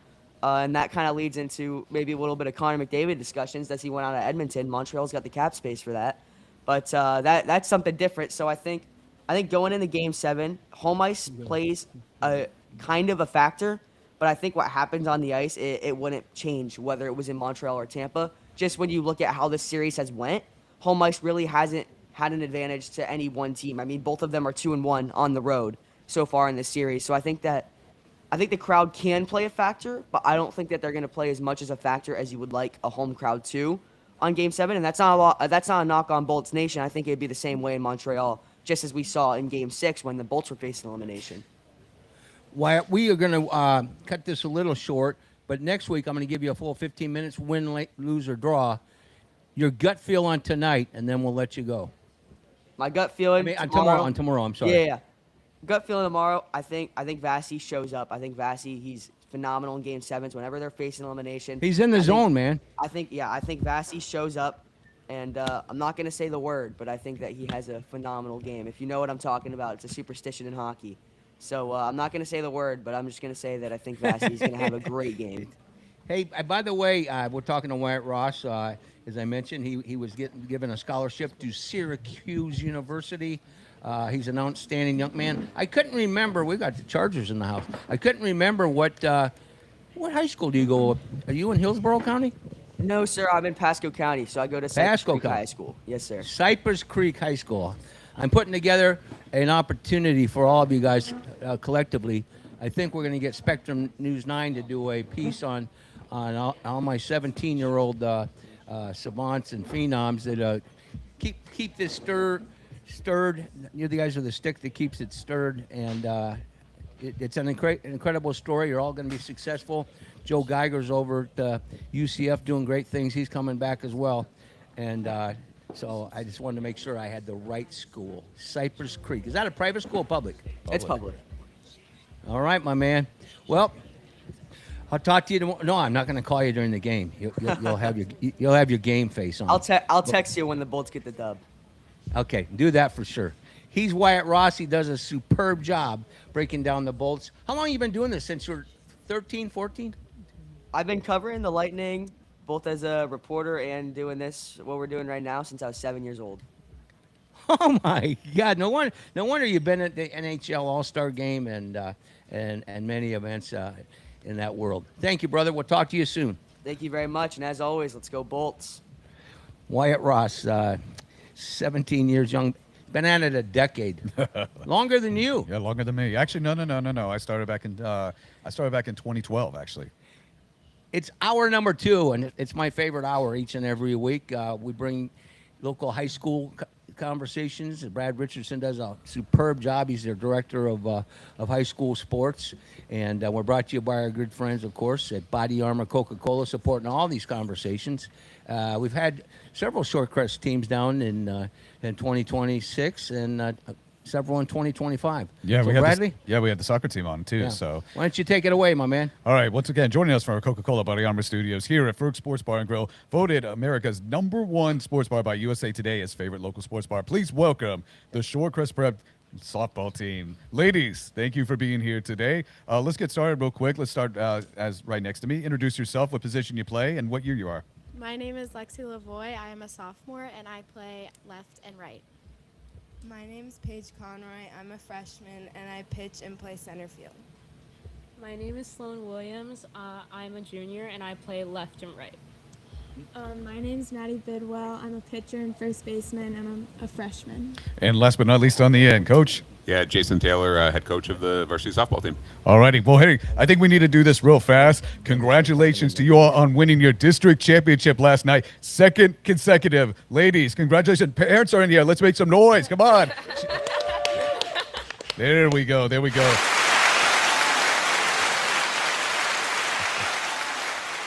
Once again, congratulations all. Let's go back to that game. Obviously, you all played Northside Christian last night. Probably definitely a rival to you all. They've given you a little bit of hassle during the season. Take me through that game. What was that like just to get a little bit of redemption and get that championship? Yeah, Northside Christian, it's a really strong team. I mean, the girls, they played very well. It was neck and neck in, the first kind of 3 innings, and then we really had to focus on communication and try to limit our errors, and I think that's what really let us prevail as the winners of the districts. Nice and loud, ladies. Yeah, don't be afraid. So Everyone's everybody can listening hear you, right just now. like you guys are just by yourself having a conversation, because we archive this for you so your friends and family can listen to it too. So nice and loud. I think it was a really great game. We started off in the first inning with a good lead, and then they kind of came back a little. And I think in the 4th inning, we really took it to them and scored a bunch of runs. So, yeah. Who was the big hitter last night? I hit a home run. You hit a home run? Oh, bravo. Bravo. Yeah, So was it to left, center, or right? it was to left. Oh, awesome. Yes. I think we all really rallied together, and I think we all did really great cheers too. I think we all came together as a team when we needed to. Absolutely. We'll ask about the cheers in just a little bit. What about you? That's what it really impresses me of women's and girls softball is the cheers. I mean, it's amazing. You can never see guys doing that. Yeah. Never. Yeah. I just feel like it was a big all-around team effort. We just played great, and definitely the cheers just helped us keep the energy up in the dugout. Absolutely. Coach, let's talk to you real quick. Give us a little bit about your background. You said this is your first year coaching softball at Shorecrest. How'd you get that job, and what's your career in baseball altogether? Yeah, certainly is. First year with the team, been incredibly happy with it. Yes, how I got the job, I've got twin daughters that go to school there. Oh, wow. Both freshmen. And my daughter Josephine has last year's coach, Coach K, was the head coach. She was planning on being the head coach this year. And my daughter asked her, said, hey, do you need an assistant? So I got hired on as an assistant. Coach K had some knee injuries. She had to step out. So Coach Anthony McCall, our AD, asked me if I would take over, and I was as pleasant as it could be to say yes to that opportunity. Awesome. Well, thank you once again. A quick shout out to Coach McCall for getting you guys down here. Just want to give a quick shout out. Obviously, he's probably listening and watching into the show. He's a great guy. Absolutely. So one of the best. He's the football coach over there, so always good. So I want to know now. Whenever you get on a team with any coach asking you to be on a team, there's always, from what I say, a sales pitch. So what was the sales pitch to get you all to play? And even some of you probably had played softball growing up, right? Let's go ahead and start with you. Well, I played softball. I think I started when I was like 8, and really I just love the sport. I play a lot of other sports for Shorecrest. I play soccer, volleyball. I used to swim. I swam for Wow. Whoa, like 10 multi-sport, years. multi-sport Yeah. athlete. So I think I just love being active, and I think being able to share so many memories that I'll keep with me for life with so many people who I love and so many people who I've gotten to meet, like all of our young girls on our team who are like middle schoolers and freshmen. Like I've made lifelong friends on softball and other teams, so Absolutely. it's just a great opportunity. Go ahead. I think last year as an 8th grader, like it was kind of intimidating with our seniors. Like they were all like amazing. But I think this year it's really like developed into a really like well-rounded team, and we all kind of get along, and it's like a big family, honestly. And I think it's really important for us to like influence the younger kids to like play, even though we don't have a middle school team, but to like make sure they're still involved. What about you, Sloan? Well, I started playing because my aunt played. Oh, really? She's actually one of the assistant coach, so shout out to her. So she, by the way, is she tougher on you if you make a mistake during the game? Is she going to let you know about it afterwards? Yes. We have our conversations in the car, and she practices with me outside of the sport, so that's honestly why I started playing, and then my friends started playing, and then I met Paige, Maddie, and Lexi, Aw. and they just made it all better, and our senior Sonia too. Awesome. You're the only senior this year. That's the only senior. Really what Paige said, we both came on the team last year as 8th graders, and just those seniors there, like mentoring us, like same thing this year for us, we can mentor like the younger girls on our team, like even as freshmen, and we just bonded, become so close, and just like a family at this point. Absolutely. Looking at that school, of course, I used to work down at Shorecrest here and there, but the one thing I always saw was it says hashtag Chargers be more. Do they still have that there? Yeah, I mean, it's a big part of our like slogan, just striving to be more every day. And our core values, yeah, core Yes, values. Core values. So, I mean, just really, what does that mean to you, just being part of Shorecrest in the community this year? I mean, it's a small school. It's been around for over 100 years. A couple years ago, they just celebrated their 100th anniversary. So, Yeah. what is it like just to go there? What does it mean for you to be a Charger? For me, I'd say I joined in 7th grade, and it was a big decision I made because just the opportunity Shorecrest has and how like nice and supportive the faculty is, like faculty and coaches. All of our teachers are really like flexible with our schedules. Like we have a lot of time off from softball. So I just think being at Shorecrest, it opens so many doors for you, and it's just great. Absolutely. What about you, Sloan? I started at Shorecrest in 2nd grade, and I moved from Houston, Texas. Oh, wow. Yeah, it was a big adjustment for me, but Shorecrest is really welcoming, and they really do provide a community for you, and all of the kids are welcoming, and all of the students and the teachers just give you so much support and care, and I don't feel like I would have really gotten that at any other school I chose. And one thing too is that for all of you, you're an inspiration for young girls that are coming up and want to play the sport. What's it like when they watch you guys? I mean, obviously you're going to have your parents being the greatest audience there, but sometimes these girls come out to watch the game. What's it like seeing them, watching them play and all? I love all of the support the girls give, especially coaches' daughters. Like they do signs and little notes for us in the dugout, and it's so sweet. And people really congratulated us when we won. So I just love the support Shorecrest gives us and all of the coaches. Did you do the Gatorade thing? Did you dunk Gatorade on the coach or no? No, not yet. Not yet. Oh, okay. I don't want Might to be jinx coming. anything. Might be coming. What about you, Paige?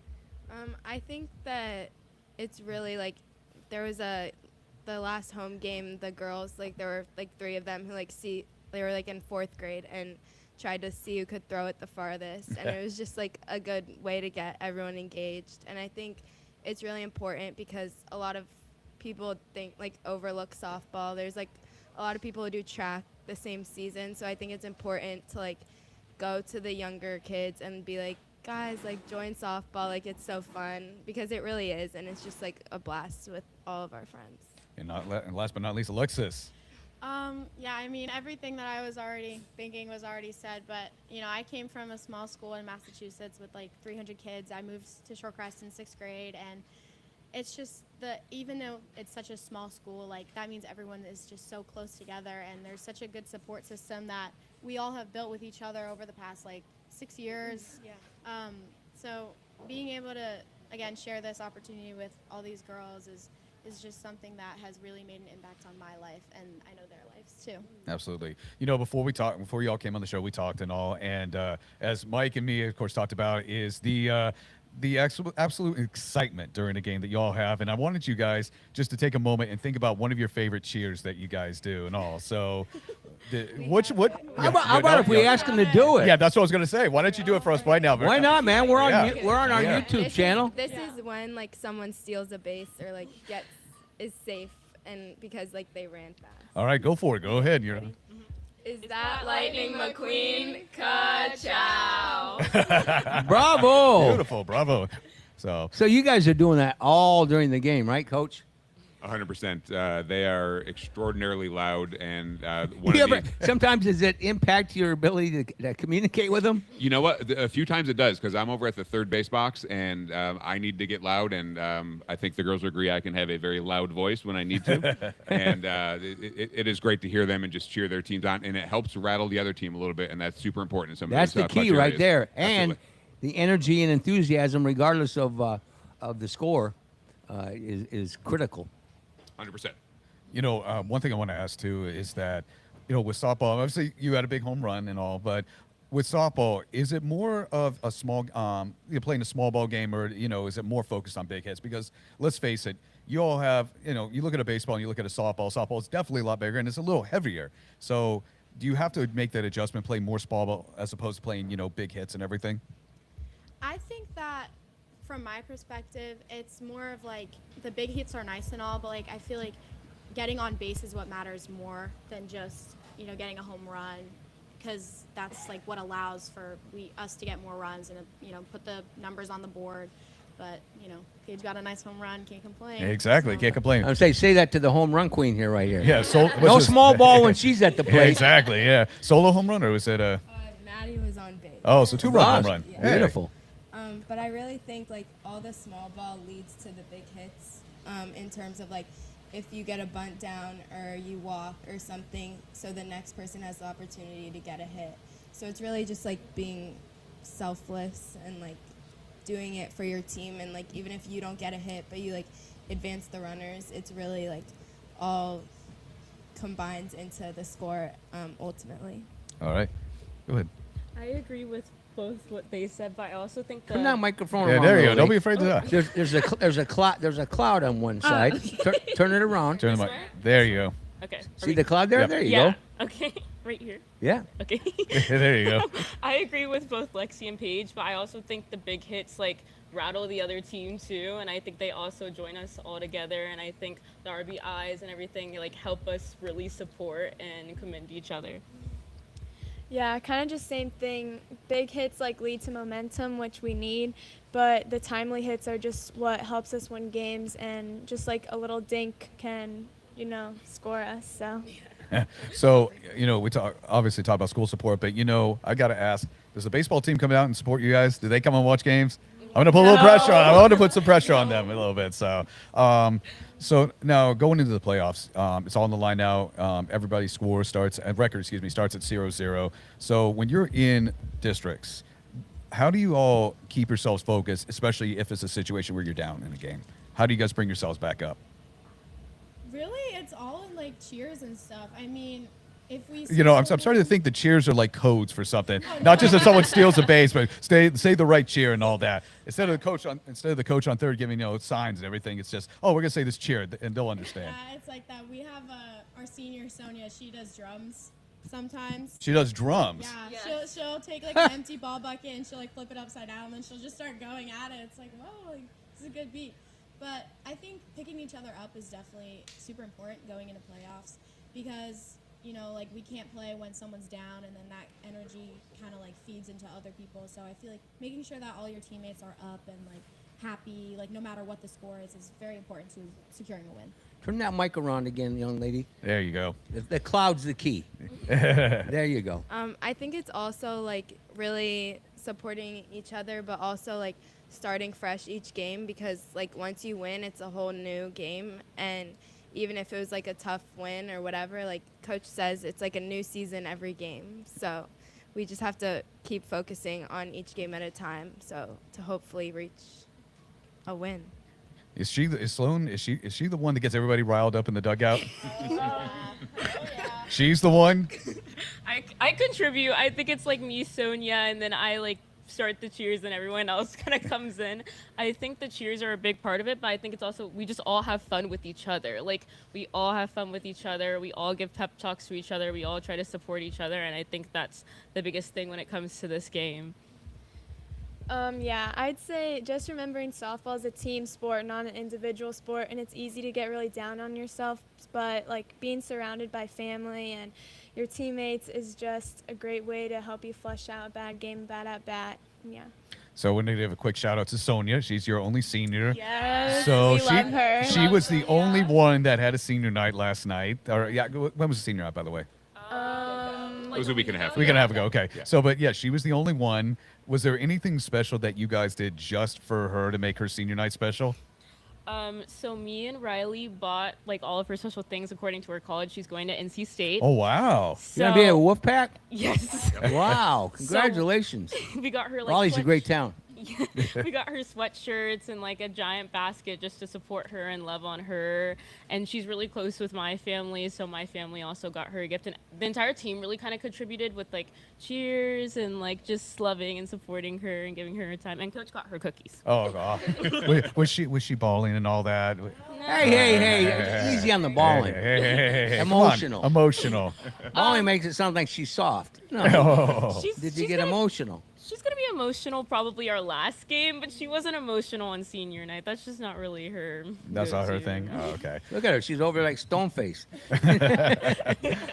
All right, so now coming in next week, regional quarterfinals. You all are going to be playing St. Stephen's Episcopal. Coach, just real quick, just to clarify, obviously this year when you're in regionals for baseball, it's the best of three. Yeah. So are they going to be doing that going into regional semis and then the championship, or is it different? Correct. Quarterfinal game. So we play St. Stephen's. Winner advances. Loser goes home. And then the following week is the semifinals and then the final game.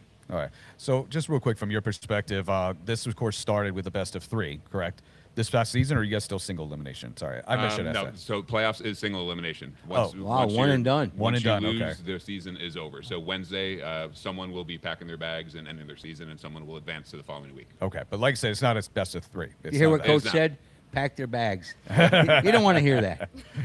You want to keep your bags out, fill it, and travel. You got it. So you all faced St. Stephen's though during the season. What's some of the things that you noticed about that team and how they played that you've had to make adjustments for, and plus be ready for when you got to play them? I think their pitcher who their pitcher who pitched against us the first time got us, and I think we've seen her, and I'm pretty sure that's their ace. So hopefully we can jump on them early. We also didn't have our full team last time we played them, so hopefully with our full team we perform better. But we won against them at home and gave them their first loss, but lost against them away. So hopefully we can change that. You're going there to them, right? Yeah. Oh, a little bit of a drive there. So what else? I mean, what's some of the things you noticed about the team? Are they a lot of big hitters? I mean, we know that they got a pitching ace. What about? I think there's a good amount of big hitters too, but like nothing that we can't take. I feel. Atta girl. Well, they already saw something posted about her 2-run home run, so they're going to be scared of her. I feel we also have really great pitchers, and our pitchers stump them, so I think we can pull it out. Yeah, I feel like I have a lot of confidence going into this game for all of us. First game against them, we lost on a walk-off, so it was a close game. And then most recent game against them, I'm pretty sure we like won by a good amount. So 10-5. Yeah. So we're ready. Lost on a walk-off will wake you up, right? Oh Yeah. yeah. You haven't forgotten it, I assure you that. Yeah. It's probably posted somewhere on either X or Insta, right? Yeah, probably. Oh, yeah, that's the other thing too. I mean, obviously, well, the way it looks at social media today, it's one of those things that could be very inspiring and also very hurtful. How do you block that out? I mean, obviously, some teams will just say the saddest things on there and all. So Yeah, I feel like a lot of the teams we face, no one has been really mean to us on social media, but if What's to be they- mean about? I mean, Yeah, you're great young ladies. exactly. You go to a faith-based school. They'd have to be pretty brutal Yeah. to want to do that. Yeah, I feel like in the same way, we have a social media, but we're always really positive about it. Yeah. Yeah, I agree with Maddie. Like, I don't think we've been hit hard on social media, but there have been some teams where it was hard, like, during the game. So, and I think we just all picked each other up. And like I said, our cheers, we all have them on the whiteboard. So that helps. Like, yeah. is there going to be a special cheer that y'all are going to have for when you face state evens or no? We kind of say the same cheers. Oh, like, nothing over new? and over. Nothing new. I You want- stay with what got Hey, you hey, there. all right, fair. All right, That's fair, karma, fair. baby. Yeah, exactly. All right, go ahead. Yeah, but I don't think social media, nothing's been posted bad or anything. But I think it's really helpful in the way that we can, like, see what other people have posted about, like, if they have a good hit or, like, how their swing is. So I think it's helpful to, like, look up their game stats and use it in that way. Yeah, I agree. Well, I will tell you that it's superb to have you come over. You know, one thing about your school, and I remember talking to Coach McCallum, you have the support of the entire school, and all the way to the young guys, young girls looking up to you. That's got to be kind of cool. Yeah. I have a younger cousin. I have two younger cousins that go to Shorecrest that really look up to me as much as I honestly look up to them. I mean, they're two very creative young people who I can see doing a lot of great things in the future. And, you know, being able to call those people my family, but also part of the Shorecrest community as a whole is just amazing. And I'm so grateful for Well, that. I'm going to start with you.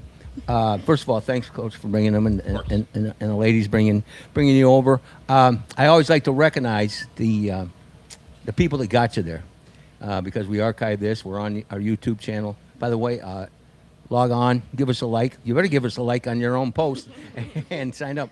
But why don't you do a shout out to the people that have made an impact that helped you through your entire career and will continue to help you. I'd like to shout out my mother, my father, Tanya and Chris, for getting me to where I am today and for loving me always and for supporting me. I'd like to thank my brother Luke, and so proud of you for committing to UF. UF, oh wow, UF. Gonna be a congratulations. Gator? Gonna be a Gator. Got a gonna Gator, be a we doctor. got a Wolfpack. Well, I might go to FSU, so might cause some issues there. Family drama, and just my whole family as general and all my friends. And thank you for supporting me and always loving me. I want to shout out my parents, Stacy and Will. They always support me and drive me everywhere for softball. And also my brothers. They always come to all my games, and it's so fun to see them in the stands. And also my grandparents, because they always are around supporting, and I'm so What are their names? Jan, Craig, and Donna. Beautiful. Yes. Beautiful. But they are always around, and it's so special to have them with us. Nothing like family support. All right, Houston. I really want to shout out my mom, Sherry, and my auntie, Becky. Thank you for being my biggest supporters. And I really want to shout out all of my friends and also Jack and Jill of America. I can't imagine your infectious smile. You have a whole lot of friends. Probably. She could run for the school presidency. Oh, thank you. I want to shout out my parents as well, Justin and Cindy. Just like during high school season and especially travel season, you know, we travel a lot, and I know they put a lot of time and effort into supporting me and always believing in me. All of my coaches just believe in me so much, and it's helped me get to where I am today. So, and also my grandparents, they come to all of my tournaments. And congratulations on going to NC State. That's not me. No. That's Sonia. That's Sonia. Sonia, sorry.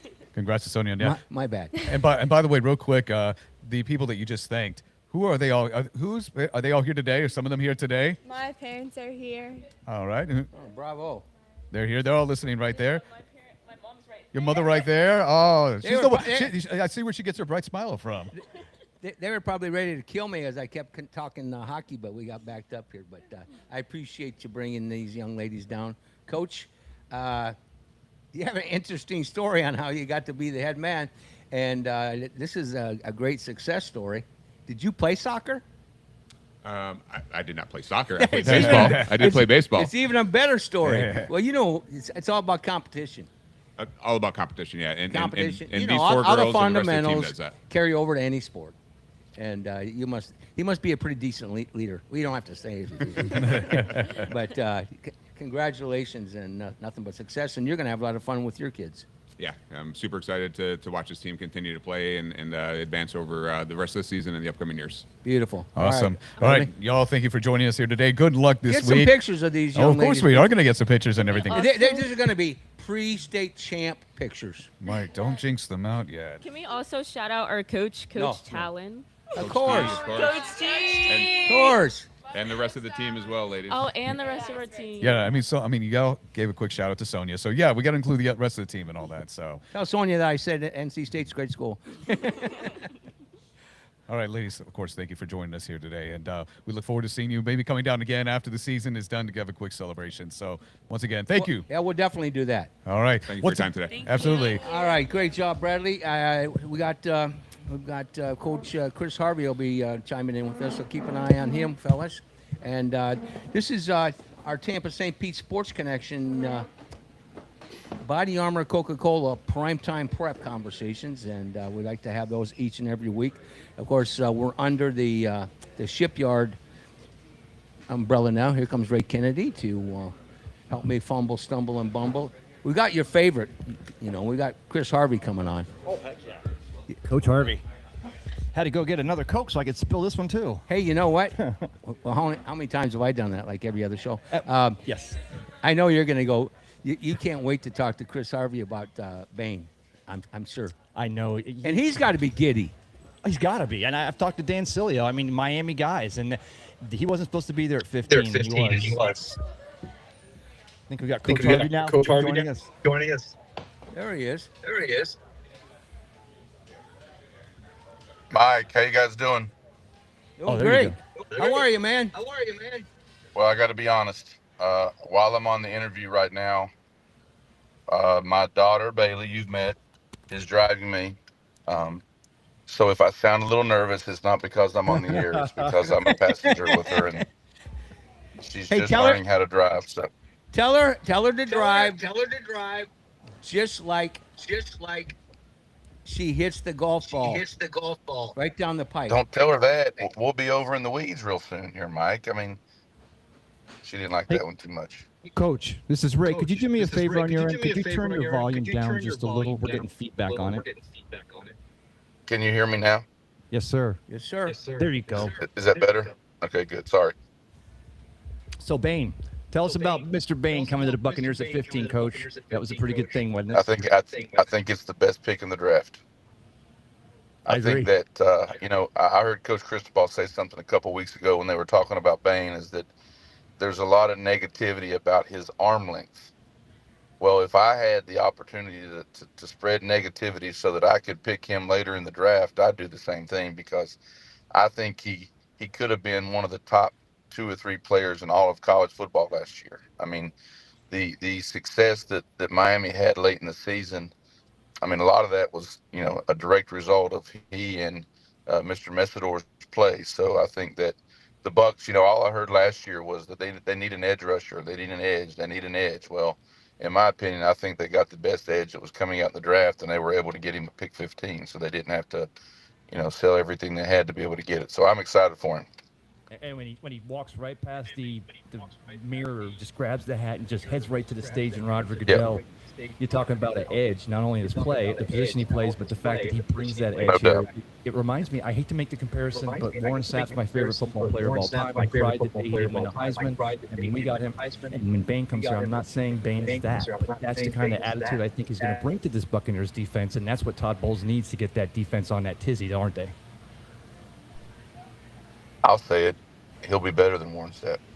Oh, okay. I think Better than Warren Sapp? I'll take that. Better than Warren Sapp.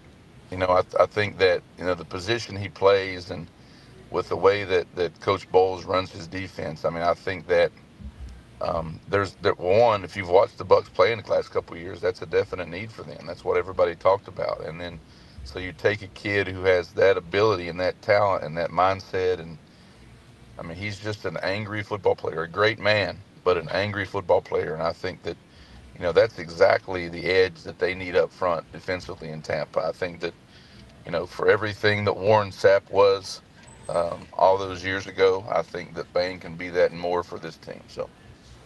Was Carson Beck disrespected in this draft? Was he disrespect? I mean, we know Georgia to Miami still almost has Miami on the precipice of a national championship, but no one liked him coming into. He's also got that edge or that attitude to him. What do you think about him at the next level?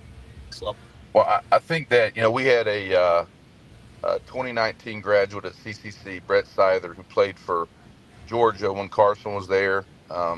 And when Carson went to Miami, he was adamant that he said that he's the best quarterback that he had ever played for or played with. And so I would call him, when we had big games coming up with Miami. I was like, "Hey, can Carson do it?" And every time, without hesitation, he would say, he can do anything they need him to do. And I think I've said this on this radio show before, is that the misconception is that Carson Beck was a game manager. Well, if that's the definition of a game manager, he may be the greatest game manager that college football has ever seen, because a game manager doesn't usually step up in big moments, and that's exactly what he did. I mean, until those big moments, I know that we defense we ran the ball, played defense, and we also had a quarterback that made plays um, anytime we needed him to be able to get that team to where they ended up being. So I'm excited for him. I think that he'll have a long career, and I do think he also has a chip on his shoulder. And I think that's what allowed him to have the success he had at Miami, was that he's a very humble guy. I know people don't think that, but I think he is, because anybody that has to to deal with all the critiques and all of the naysayers the way that he did, whether at Georgia or at Miami, and still always find a way. I mean, he had such a horrible career at Georgia. I think he lost 2 or 3 games. I mean, he was awful at Miami, and he took him to the national championship in his first year there. So I mean, Yes. it is what it is. I think he's a great player, and I think he'll have a great career.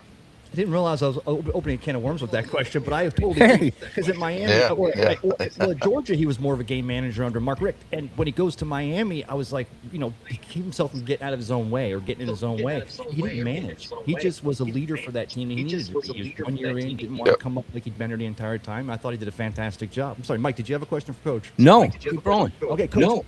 How's the CCC Marauders looking for next year? I know we're going to go through summer. We're going to get hot and going to get sweaty and work all through the summer. But how are we looking for the 2026-2027 school year as Marauders?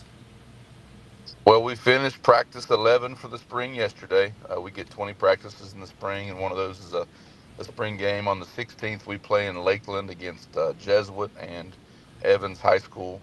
So 11 practices in, we're exactly where I think we should be. I think that we lost 10 seniors last year, 10 very good seniors, 5 of which had won more games in CCC and Pinellas County history. So it's hard to replace those guys. But we lost one of our offensive linemen and one of our defensive linemen. So I think that when you return those guys up front at any level of football, that's where you win games. And I'll be honest with you, I think that especially along the offensive line, we lost Juan Davis, who's going to North Carolina.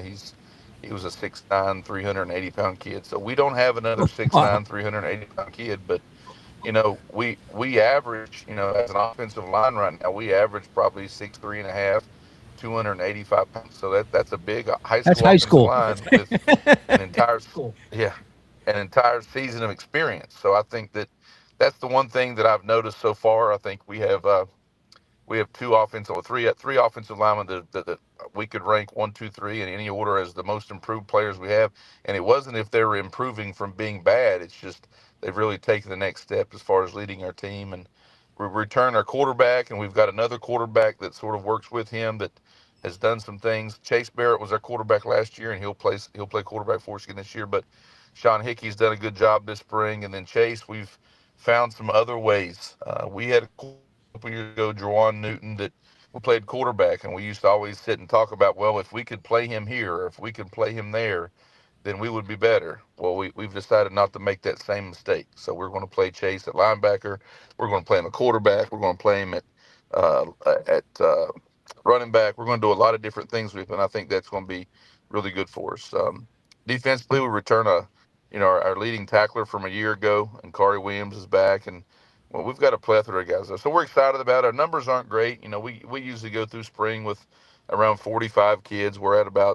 We have 41 on the roster, but we've got about 4 or 5 kids that have some injuries that, we're sort of anxious to get back in the fall. But, all in all, I think we've had a good spring. I think every day we've gotten better, and I think that's the goal, every year this time. So. Well, I know you eat, drink, and sleep football, Coach, but I would be remiss if I didn't ask. We got a Hey, thing golf. and golf. Bailey's driving. She'll drive him right into the bushes. You can say what you want. She's already stopped and went in the house. I'm still in the car, and she has left the building. That's why he's Elvis not has nervous left the anymore. building. We were going to give her some more No, love I'm good. I feel good now. about her golf team. We're going to get her down. Hopefully next week you can get that orchestrated. Yep. Coach. Yep. The weather's been beautiful down in Miami. The front's here today. It's going to push through. Today's going to be nice. It's going to be raining down here tomorrow at the Doral North, right down here in Miami. You got any favorites you like in the tournament this year? The first one, Mike said, in 10 years they've had down here in Florida PGA event or PGA Tour down there. Now, Mike, you must have told him. You must not have told him. If you're asking a golf, there's only one golfer in this world that I can even say anything about, and that's the one that was driving the car. So exactly. My in-laws are the golf family, so I'm saving you. Your bride is Okay. the number one golfer in the family. She played at the University of Miami. Yeah, You better start with she her did do that. and She your did do daughter, that. brother. Yeah, but she's not in here to argue with me now. But my daughter's better than she ever was, so that's okay too. You know what I mean? Yeah. She I'm a don't need to hack. hear that, but it's the case. Do Yeah. you ever get out? I mean, when the girls are out there golfing, do you ever grab a club and swing, or you don't want to embarrass yourself? No, I'm always teased because this is the first weekend she's had off in a while. She plays in the FJT, which is the Florida Junior Tour, all around the state, and we go to these matches, and when they would have caddies, my wife would caddy for her, and so it would be the other girls in the tournament, and usually their fathers were the caddy, and Bailey had her mother as a caddy. So I just rode around on the golf course with all the other moms and watched You're a golf, because dandy. none of us knew anything about what was going on. But that was the case. I stay in my lane. I'm not a golfer. I'm there to cheer her on, and hope for the best. And then I get with her afterwards and decide where we're going to eat dinner. So let me ask you this. This is Nick, by the way. My brother used to play in the Florida Junior Tour as well, and I had my dad's caddy. He golfed 120. That was his first score. My dad caddied like the whole thing. How do you deal with that, like on the tour, where it's like, oh my gosh, like I want to support you, but like, can you be better than this? Obviously, we know you can. But it's like hard to deal with that mentality. I think that well, you better have a lot of patience, because like I said, Bailey's been competing now. I mean, she's 15; she'll be 16 in August, and she's been competing since she was probably 11 or 12. And there have been some. When I say 60s, I'm not talking about 18 holes either. There were some 9-hole tournaments where the score was at 60. So, but now, I mean, I think that, I mean, I try not, I try to be as humble as I can, but I guess there's a time for me to brag too. She's pretty good, and right now it's not even she's the excellent. physical side of the game.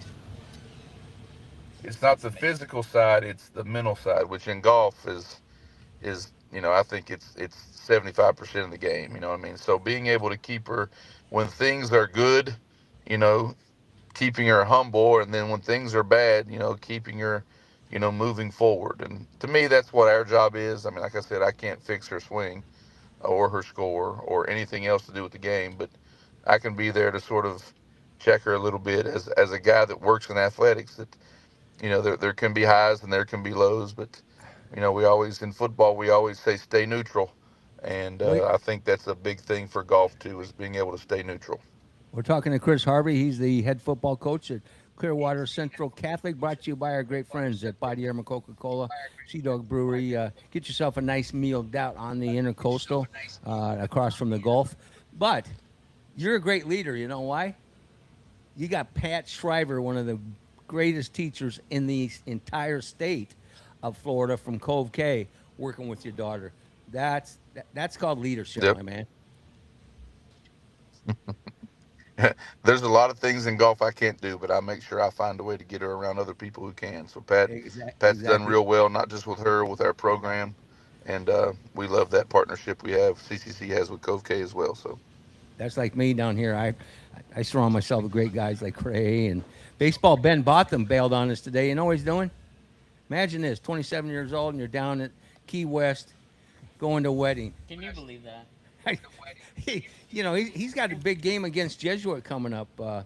He certainly And he hates tourists. I mean, so Key West right now, Ben's down there and he's amped up. His blood pressure's through the roof. I bet you he's wearing flip-flops. Yeah, Seminole Jesuit, and how's he prep? He goes down to Key West.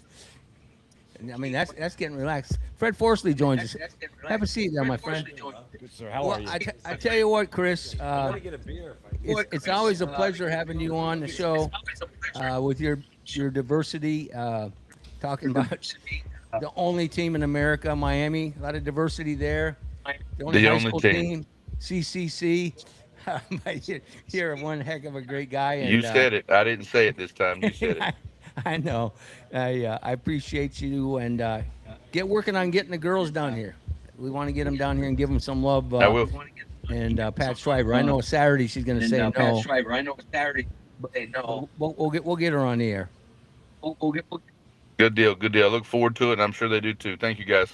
Thank you, Coach. He's the best, isn't he? I love Coach. I mean, you when I first met him, we did a media day down here. This is 4 years ago. It's when I first started. No, longer than that. I've been doing this almost 7 years. And I thought he was, he's a big guy. He's got that beard. I thought, boy, that's a gruff guy. You don't want to talk to him. He's not going to be a conversation. He's going to grunt at you and doesn't want to give you any information.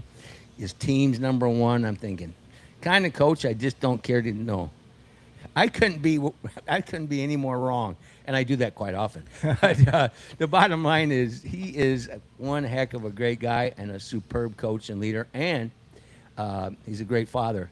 But he has no option. He's got his wife and 2 daughters, man. He's run by women. That's an athletic house. That's a very that's a lopsided house. Yes. Exactly. And Coach knows his place. He waited till Billy got out of the car before he started talking golf. Exactly. It was great. I mean, he was super, just the 2 minutes I talked to him, he was very intuitive. He was just yeah, cool. I'm going to answer your question. I love that mentality. That's a very coach mentality. That comes in handy when you're dealing with all these athletes and these young kids these days with the whole 6'7" or whatever you're dealing with. But the coach can get down with it because he also has it in the house, the athletes and the youngsters to keep them grounded. Yeah. Well, we got 9 minutes, and he could fill 90 minutes. But there's our. But you got one? Yeah, I got one. Oh, thank you. But there's our main man. There's our main man, Fred Forsley, in the house. What do we got there? A little shipyard export? Shipyard export. This is the best. This is the best. Cheers. Yes, sir. I will say this, and we've been promoting the Shipyard Sports Connection and the evolution that's going to take place. Oh, don't cheer me. I got water over here, but that's okay. Cheers. You're missing out.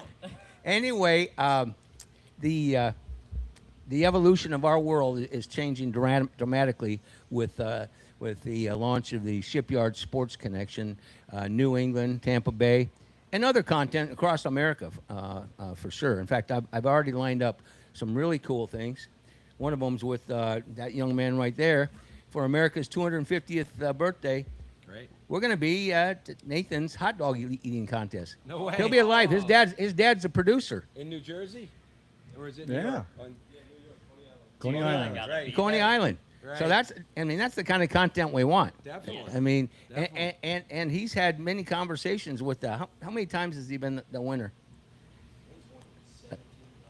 Yeah. Didn't he have to take a break because he went vegetarian or something like that? No, he didn't go vegetarian. Wait, are we talking about Joey Did he really? Chestnut? No, he did. He went. He Okay. did sort of the Benedict Arnold or something like that. I don't know what you We'll call talk it. after. You know about that, right? Well, it was something. He left hot dogs and he went to something else, and then he came back to hot dogs. Or Right. Well, or it was those brand. cats are. If there's an eating contest, they get involved in this, Right. and some of it's. We did a lobster eating contest up in Maine, and one of our brewers ended up winning it. It was a hell of a celebration. But How it do you almost eat killed him. lobster? Yeah, they had them cracked for him. Okay. And they just had to make sure they ate the tail and at least 90% of the claw, because they could get most of the tail out quickly, push, and then you Twist my arm. Yeah, You're eating yeah. lobster. I think like 18 was the record. I'm not Damn. doing 18. I'll do an 18 ounce, Yeah. but Certain times. Oh Butter my! too? Oh my gosh! Hey, you were up in Mass. I can't keep track of where you're at. You're up in Mass, and let's talk a little sports. Yeah. Is it just depressing? The Boston fans probably just dropping won their heads. yesterday, right? They're only 8.5 out. Well, you got to shake things up. It's unfortunate and it's not understood. And, we've had curses before, so hopefully this isn't. Did you hear that? I know what's going to happen to me. He's getting involved, and We have some the people. Lowell Spinners to keep us entertained in Lowell, Massachusetts. Johnny Damon's a partner. And I love that. I got to do a little interview with him, and he joked about he broke the curse and he started the curse. So he started the curse for the Yankees and broke the curse for the Red Sox. He's hilarious, that guy. But it's a collegiate league up there, and after 5 years they're going back into playing up there. So There's a whole league up there like that, isn't there? Well, the Cape Cod League. Yeah, the Cape Cod League. Yeah. So we're excited to sponsor that because we're about to open, hopefully in the near future, a new Sea Dog Brew Pub on UMass Lowell's campus, and we got this great room in the back. On campus. Yeah, it's basically you can the Songus Center where they play hockey and basketball and all that Yeah. stuff, right around the corner, and the baseball field's like a block away. So we're right. Ideal location. Yeah, Beautiful. Yeah, so we're excited about that. But I need- sports, New England sports and Tampa Bay sports, people love and are passionate about their sports. My son-in-law just called me from the Yankees game. Only problem with him. Hey, is that's the Yankees fan. that's the one that's a diehard Yankees fan. My son-in-law. Yeah. Now he's got my grandson. when he told me that story, it reminded me of the commercial with the kid with the UN or Duke shows up at the UNC house and meet the new girl, and, and how you deal with your son Hey, man, as a Yankees fan. He didn't shun him though. He No, didn't well, shun him. I don't know. There's a few things I've reserved some judgment. You have to. I got to ask you some inside information here. It's going to hurt a little bit. Buffalo just beat your Bruins. Yeah. On to Cincinnati. That's the only line I gotta say. But but Next year. you watched that series a lot more than most of us. How good is that Buffalo team? Because the Lightning got it pulling out tomorrow in Game 7. I have that And chance then they to play them. Boston, Lightning will do Buffalo. well against them, Yeah, they. We'll be rooting for them. There you go. Yeah, no, Buffalo deserves a little light in their life up there in Buffalo stuff. Yeah, throw them a little bone. They got to deal with. They got Josh Allen as a quarterback. Oh my God! Well, that's Kid's part a of stud. Yeah, he is, but they got to have a supporting cast. Want to talk about shakeups and situations? Go ahead. No, I just think they we'll see, but I think they blew that one. Yeah. Well, getting rid of Sean McDermott. Well, the way they did. Yeah, I agree. I just think it was classless and Classless would be if I asked you your opinion on Vrabel, so I'm not going to. Well, we're a positive perspective. Society's gone sideways. You think? Right. That's the only way I can look at that. They don't give any regard to the family. Don't give regard. Step away. Yeah. Yeah. Separate church and state. I mean, you give them maybe one or two little things, but to post, I mean, it's just ridiculous. And then to go back and say they got proof back 5 years after the poor guy. And that was a poor guy. He comes out and he does his thing. Between 3 or 4 people. I think he handled it so. I mean, he took the last day of the draft off to put stress on. He was going for counseling. Then they bust his chops on Monday when he's only in counseling. But the thing is, he used the counseling. In May is Mental Health Awareness They will Month. do whatever they can to bring the Patriots down. And they're going gonna keep trying. try. That's why I They'll root only for. make them stronger. But that's why I root And for that's them to our persevere. that's our TMZ segment here on on the Shipyard Sports Connection. I can't wait for football season Yeah. to really kick off. Right around the corner, but right now we've got Got a all, beer in my hand. we got all kinds of things going on that from a positivity perspective. It's that time of year down at Sea Dogs. Go down there. I'm telling you right now. We were down there for On the Tee Treasure Island. on Treasure Island on the Intercoastal, right across from the Gulf of America. The best part of it's on the S. It's on the S. It's the groovy part of St. Pete Beach. It's the groovy part of Treasure Yeah, Island. it That's is. where Well, Sea it's Dogs groovy is down at. there, and there's a lot going on. But I love. We did the golf show down there on Thursday, the happy hour, all Shipyard beers, discount, Sea Dog, and of course our favorite vodka, Ice Pick Vodka, which taken America by storm. I mean, Yeah, you can buy it online now. You just go to shop.icepick.com and icepickvodka.com, and you'll can buy it and ship to close to 44 states. so I forced my son Benny that you met Yeah. to place an order, and he did so, and he's happy. Oh, that's awesome. Yeah, so he's our testimonial, and he's going to be our content. Of course, Luke's going to be out there in Colorado all summer long, but he's going to be our Colorado content guy for any stories that are. I'll tell you guys what. I was actually at the Hollander a week ago, and I'm sitting there having breakfast, and they had ice pick. Little trays. The trays. Ice pick is at the Hollander. It's their well. Yeah. And that's amazing because, like, that's an amazing well. You don't get that everywhere. That's Bert Farello, I mean, Zeke's a super guy, Bert? but Bert Oh my Farello is an amazing sales guy. I've gotten to know him. His story's amazing. Yeah. And I didn't know he'd been with you so long. But He's a you true- don't say no to him. No. Well, he comes at it from so many different angles. You want to talk sports, you can talk military. He's got a decorated military career, defended Reagan at Camp David, and he literally is, if you talk about any town, he's been there. You know, it's like Well, last week, he's- he's telling us, and it's like he's got a lucky penny or he just a fortunate guy. He went over to the Bucks for the conversation they had at was Bain, crazy. the number one draft pick. Sits next to Mr. Bain. Yeah. Right? Number one. And then they pick his question out of 40. Right. And that's the first question. Yeah. Has he been that way his whole? No, he just he has a Right way place, of- the right time. Right place, the right time, and he's a great guy. He's headed to Maine, goes up to Moosehead Lake for the summer, and works. He's gonna work northern Maine, so and he makes some stuff happen up there with Alt Bev and Ice Pick and Shipyard and Sea Dog in northern Maine. So We'll be able to tell him on Monday that Alt will officially be in the house down here at Ferg Sports Bar and Grill, America's #1 sports bar. 10 milligrams THC, all natural, 35 calories. I've done my homework. yep. Yeah, no, it tastes great too. It does taste great. Yeah. So yeah, and you can buy that. Go to altbev.com, and you can buy that direct too, shipped to your house. Okay, so what's summertime? Because I'm gonna have you invite me. Yeah. I'm just letting you know. Yeah. Anyway, Open invitation. I'll be begging. What's it like up there? It's got to be glorious because at least unlike Iowa, at least you have skiing and you still have tourism, and it's a gorgeous place on the Atlantic. But what's it like in the summer? I was in Maine 2 days ago, and it's just something in the air. It's a fresh smell. It's a restart. Yeah, and it's we live near the water, the ocean, and the smell of the ocean. You hear the waves, and Portland Harbor is very dynamic. Up here, if you run aground, you're not too bad. You get off the sand. Very unforgiving out there if you're a boater, but it makes it exciting. If you like. You're running aground up there, you're done. Well, you have some fun trying to fix your hull. that's Keep for the hull sure. together. And your prop. But it's Maine is dynamic. They say if don't like the weather, wait a minute, and they'll change. It's just like it's really a funky place. But a nice day in Maine is probably one of the nicer things in the world. The scenery is gorgeous. We've got mountains, the beaches, and good people like Tampa Bay. To be honest with you, the biggest thing, friends of mine that visit here have never been to. They don't like Florida. They say they come to Tampa Bay, and it's just incredible what a difference, especially St. Pete. Well, there's a lot of comparisons as far as the activity down here. There's all kinds of road races. You sponsor numerous through the course of the year. I mean, fall, or summer, We had spring. one for the Boys and Girls Club, 95th year they've run the Boys and Girls Club race in Maine. 95 years, and it was a big race, and it got shrunk down to like 80, and we've got it up to 200. And next year I hope to get it to 400.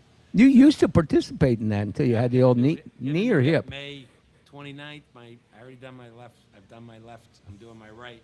So I'm hoping in like 6 months to start running again. You'll be back in the game. Jogging, I would say. Of course. Jog for a bit. Motion is lotion, baby. Ray, are you gonna run I'm with running Ray? now. I have been. I seriously, I'm working my cardio. I'm getting in shape. I'm doing some sit-ups. And Do you mind if I say that I've been to Sea Dog numerous times, like filming more content for You've done a superb job, by the way. Oh, thank you. I'm trying my best. Adam Fernandez has done an amazing job. I'll tell you what, Adam Fernandez is the best. He's he the makes us bomb. look good, doesn't he? Once he again, does. Fred He finds makes the right people. But so I want to say, like going to Sea Dog on Treasure Island, Fred I'm excited about her comedy nights that Yeah. we're going to talk about. We got to do that for but sure.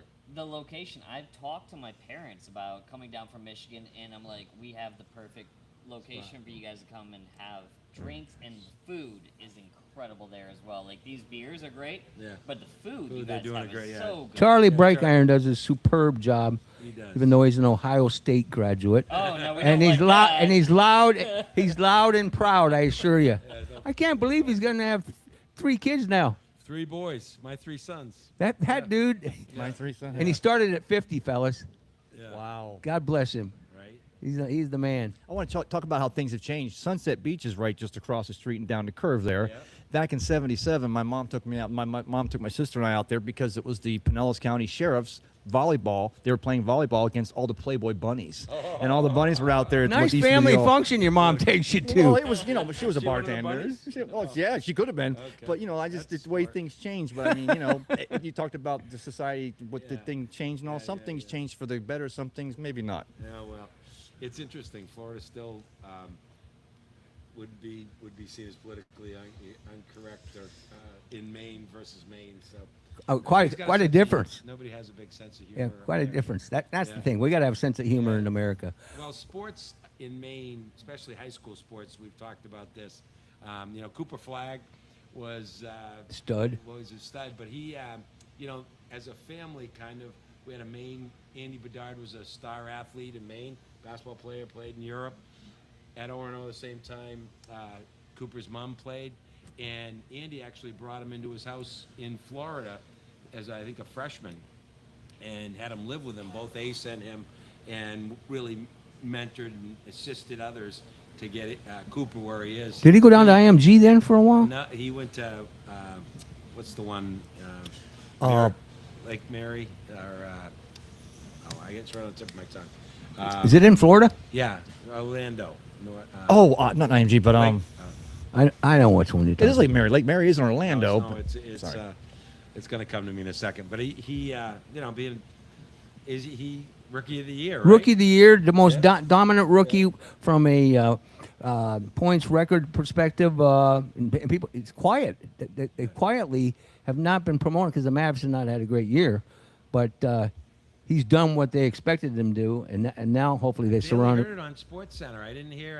I got it on Cooper's own feeds and own. But They ran it. 19-year-old kid. They ran right? it across the bottom, the reel, Yeah, and yeah, I thought 19 that's a 19-year-old big kid. story, man. It's crazy. It's crazy. But Maine is really proud of some of its athletes, and obviously he's at 19 years old. And you're saying because he was rookie of the year at 19 and didn't really get much, because I didn't even know that. That's Yeah. how much No, how he little it was didn't. covered, No, which that's is why I'm crazy. mentioning it. You got to dig deep, and I'm a nut. I got 5 televisions on with everything you can imagine, and it wasn't even a story. Yeah, It ran no. across the bottom. Well, I mean, it's crazy, really. It really is pretty sad that at 19 they're not saying a lot more about it. Well, and he Maybe, looks. I don't know why. Maybe some internal politics or jealousy or The NBA's worried about selling their billionaires before they worry about the up and comers, and they figure they're all going to get there. But no, I want to see the guy. We don't have any Fab Five anymore. We don't have any one and dones and We stuff don't have like any that. stories or role models like that to look Cooper at. Flagg, you got to put the light on that because that's the story you want to run. It's exceptional, and the thing about it, he's just quietly done it. Right. You know, he's not braggadocio. Arrested, he hasn't been thrown in jail for anything. No, No, they're a great family, and to come from the town they did out in northern Maine is it's a great success they call story. it Central Maine. And mom is the one that gets excited. Yeah, oh yeah. Yeah, she's the motivator behind that Well, there's cat. a whole story and backstory to the community supporting him, and but he's taken great advantage of it and really become. That's what it's all We about. want him back as a Celtic. Really. Your Celtics Well, aren't in any for a long he time. would fit the perfect So Celtics tonight, model. Speaking of Celtics, Yes. what's going to happen tonight? Well, first of all, I got better. Boston. Yeah. I mean, Boston. yeah, I had Boston, but yeah, I'm still rooting for him. I don't know whether I should utter this on the air and have it saved because then he'll pull it back up when he makes some. We'll take a bet on it. The only reason I'm pulling for Philly because I still actually own a share of Boston Celtics stock. Okay. And my mom gave it to me 100 years ago. But the kid that's coaching the 76ers is Nick Nurse. And I know him very, very well. and he's from Carroll, Iowa, small town, 100 miles from where I'm from. And his brother, this is sad, but it's a motivational story. His brother, Steve Nurse, has been the equipment manager for, it might be close to 3 decades at the University of Northern Iowa football. And he was my brother-in-law's best friend, went to school with him. He had a heart attack on Tuesday on a golf course. And this guy was thin, great shape, and the Nurse family, a lot of boys, like six boys that are all involved in sports. So win-win for the Gippers, kind of my thought process. And I know they'll circle the wagons for Nick, but that doesn't bode well. And my son Benny now, because he went to the Garden, the bandwagon, Nuggets get knocked out. He's a Celts fan now. I go, I can't stand bandwagon riders. My own son. Well, we're not bandwagoners. I'm Irish. Well, he I'm went to Irish see through and Fred, through. and then he went to the great sports bar, and then he went to the Garden, and his son got on the jumbotron, and all of a sudden he's a fan. Now he's a Celtic fan. Hey, whatever it takes. I'm going to will him that share of stock. It's got a lot of value. No, that's so fair. But What- yeah, well- I'm so happy that we got to talk to Fred because like this beer. Oh my God! Right? So Mount Verde Academy. I had to. Google Mount it. Verde. Yeah. Yes. Yeah, yeah. That was killing him. He was Hell of a driving him basketball nuts. school. Yes. Yeah, sorry. Yeah, well, there's something about the Garden Game 7. It's magic. Yeah, so we'll see. Well, I love going it. back Know to that my you. friends up at the greatest bar, Billy Fairweather and the crew up there will be Great having guy. some fun rooting for You him, think? I'm sure. Yeah. Well, I wonder, I wonder if would Boston face the Magic if the Magic got by Detroit tomorrow, Game 7? Would it be? if just they only Magic make and 4 shots Boston? in the second half, They're Magic, they're not they going won't be the one anywhere. facing anybody, you know. Yeah. Well, looking forward to this project. Yeah. And I appreciate it. Yeah. And the contribution to Adam Fernandez. I mean, you got to walk before you run, but we're getting there. Yeah. And we got to convert all the people that were listening to us on terrestrial radio into your world, which is now our world. And I'm looking forward to it. We'll boost and push and see where it all goes. We're going to get there. Maybe if we I'm had run- a I'm- hey, lobster reading contest. I'm running out of time, Fred. How many people are listening out there right now, you think? We'll make them here. Yeah. Well, I know we're going to have a heck of a lot of views because of those young ladies from Shorecrest Prep. Yeah. And by the We time appreciate the support. by the time these guys clip it up, we'll probably have about 15,000. And it's gonna help that we start doing comedy nights over at Sea-Dog. Also, if I were to, kinds of comedy in sports. well, if I streak through the set right here and Tristan gets it on Instagram, we might do 60,000 views on that one. Yeah. Did you hear I'll that? do it. Fred, did you hear that? Yeah, Did but you it's see a the little cold in here. It's a streaker little at the cold. Rays game? No. The streaker at the Rays game? Tristan was there and shot the video Oh God. and posted it on our Instagram. Okay. And Blew up. six. Was it a girl or a guy? It was a young guy. guy, yeah, Oh, but shit. but we he need some female strip. that's female what I'm No, saying. no, no. Oh, strip- streakers, Hey, yeah. hey, Where's the- where's the- Fred, We used to Fred. have those. It's We used not to have like those it's not like in our high school. generation. That's what- in high school. What was the lady? They used to were run out- naked in our generation. What was her name? What was the name? Lady used to run out and give, and they used to let her come up, and she gave that Reggie was a big Jackson a thing, kiss. yeah, That was the best thing, because they actually, at the end they let her do it because they realized the public loved it. That's what we need to do. Bring back what the public loves and not just what's politically correct. Jazz it up a little. Yeah. Yeah, big cans running out in the field. That's all it was. I went to the Rays game, and I don't know why we need a new stadium. I think that stadium, we had a great time.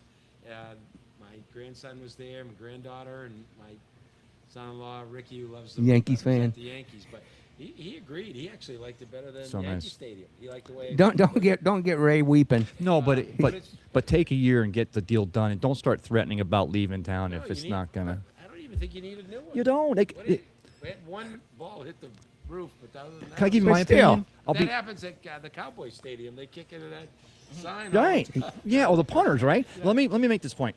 I'm not saying it's going to happen, but I think if Ken Babby, if something happened there and he drops the Cosgrove and drops the Zalupski, because that's the money in the development. If Ken Babby just finds someone to put $1.5 million, $1.5 billion, which is what they pay for this team, and Major League Baseball already said the expansion is going to be $2 billion.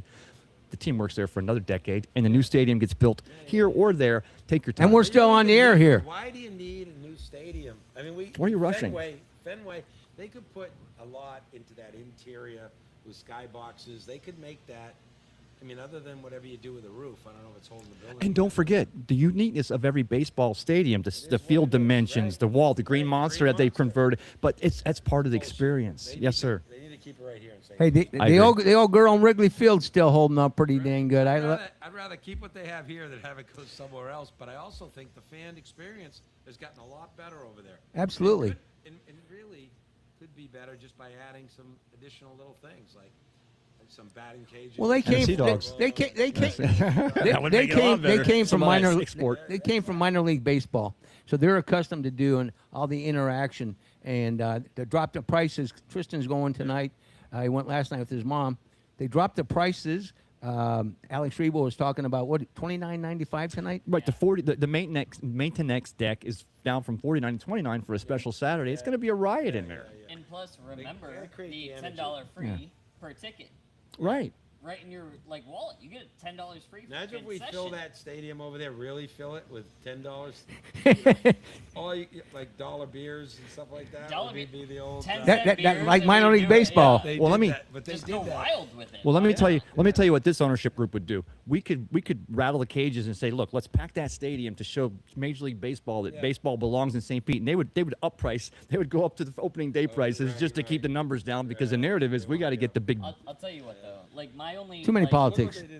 I know we're like over time, but like my last take on the Rays and the stadium right now for this week is I think they're doing a great job to promote everything, and they're promoting businesses that need to be promoted, and they're incorporating a lot of really cool places. So, love what they're doing. I love the new ownership group. Keep it up. Yeah, and they're not going to get more attendance in another town. No, not at all. It is what it is. No. All right, gentlemen. Well, thanks for coming down, Fred. Thanks for your support. Thank you for the Sea Dog export, shipyard export. Shipyard export. Let me tell you. Hey, when does the pumpkin come out? That's not till late August, early September. I'll wait. Yeah. I teased it. It's so good. I teased it because I know that the demand is high. Yeah, no, they love it. It's we love it. All right. Yeah. All right, I'm Mike Rickard for Ben Botham, who's down in Key West. Nick Cowan, Brad Richardson, great job. Alex Reba, my buddy Tony Encena, the Shorecrest Prep ladies softball. Chris Harvey, Wyatt Ross, Fred Forsley, Tristan Jacob, and our incredible interns, Adam Fernandez, the director of video streaming for Shipyard Sports Connection. And, of course, Rowdies, Rays, and Bolts, all home. And they got watch parties down here at Ferg's. Going to be a great Sunday tomorrow. And then, of course, you can go down to Al Lang. I'm going to get these guys media passes to go down and watch soccer right under your condo. We have a look, yeah. Fun. All right, thanks for listening. The Tampa St. Pete Sports Connection, a Shipyard Sports Connection production. Wishing you and your families a fabulous weekend. God bless you. God bless America. And as always, be sure to have a championship week. Yeah, it's fun. I'm so glad you came with me. Yeah, it's fun. Got in the stadium.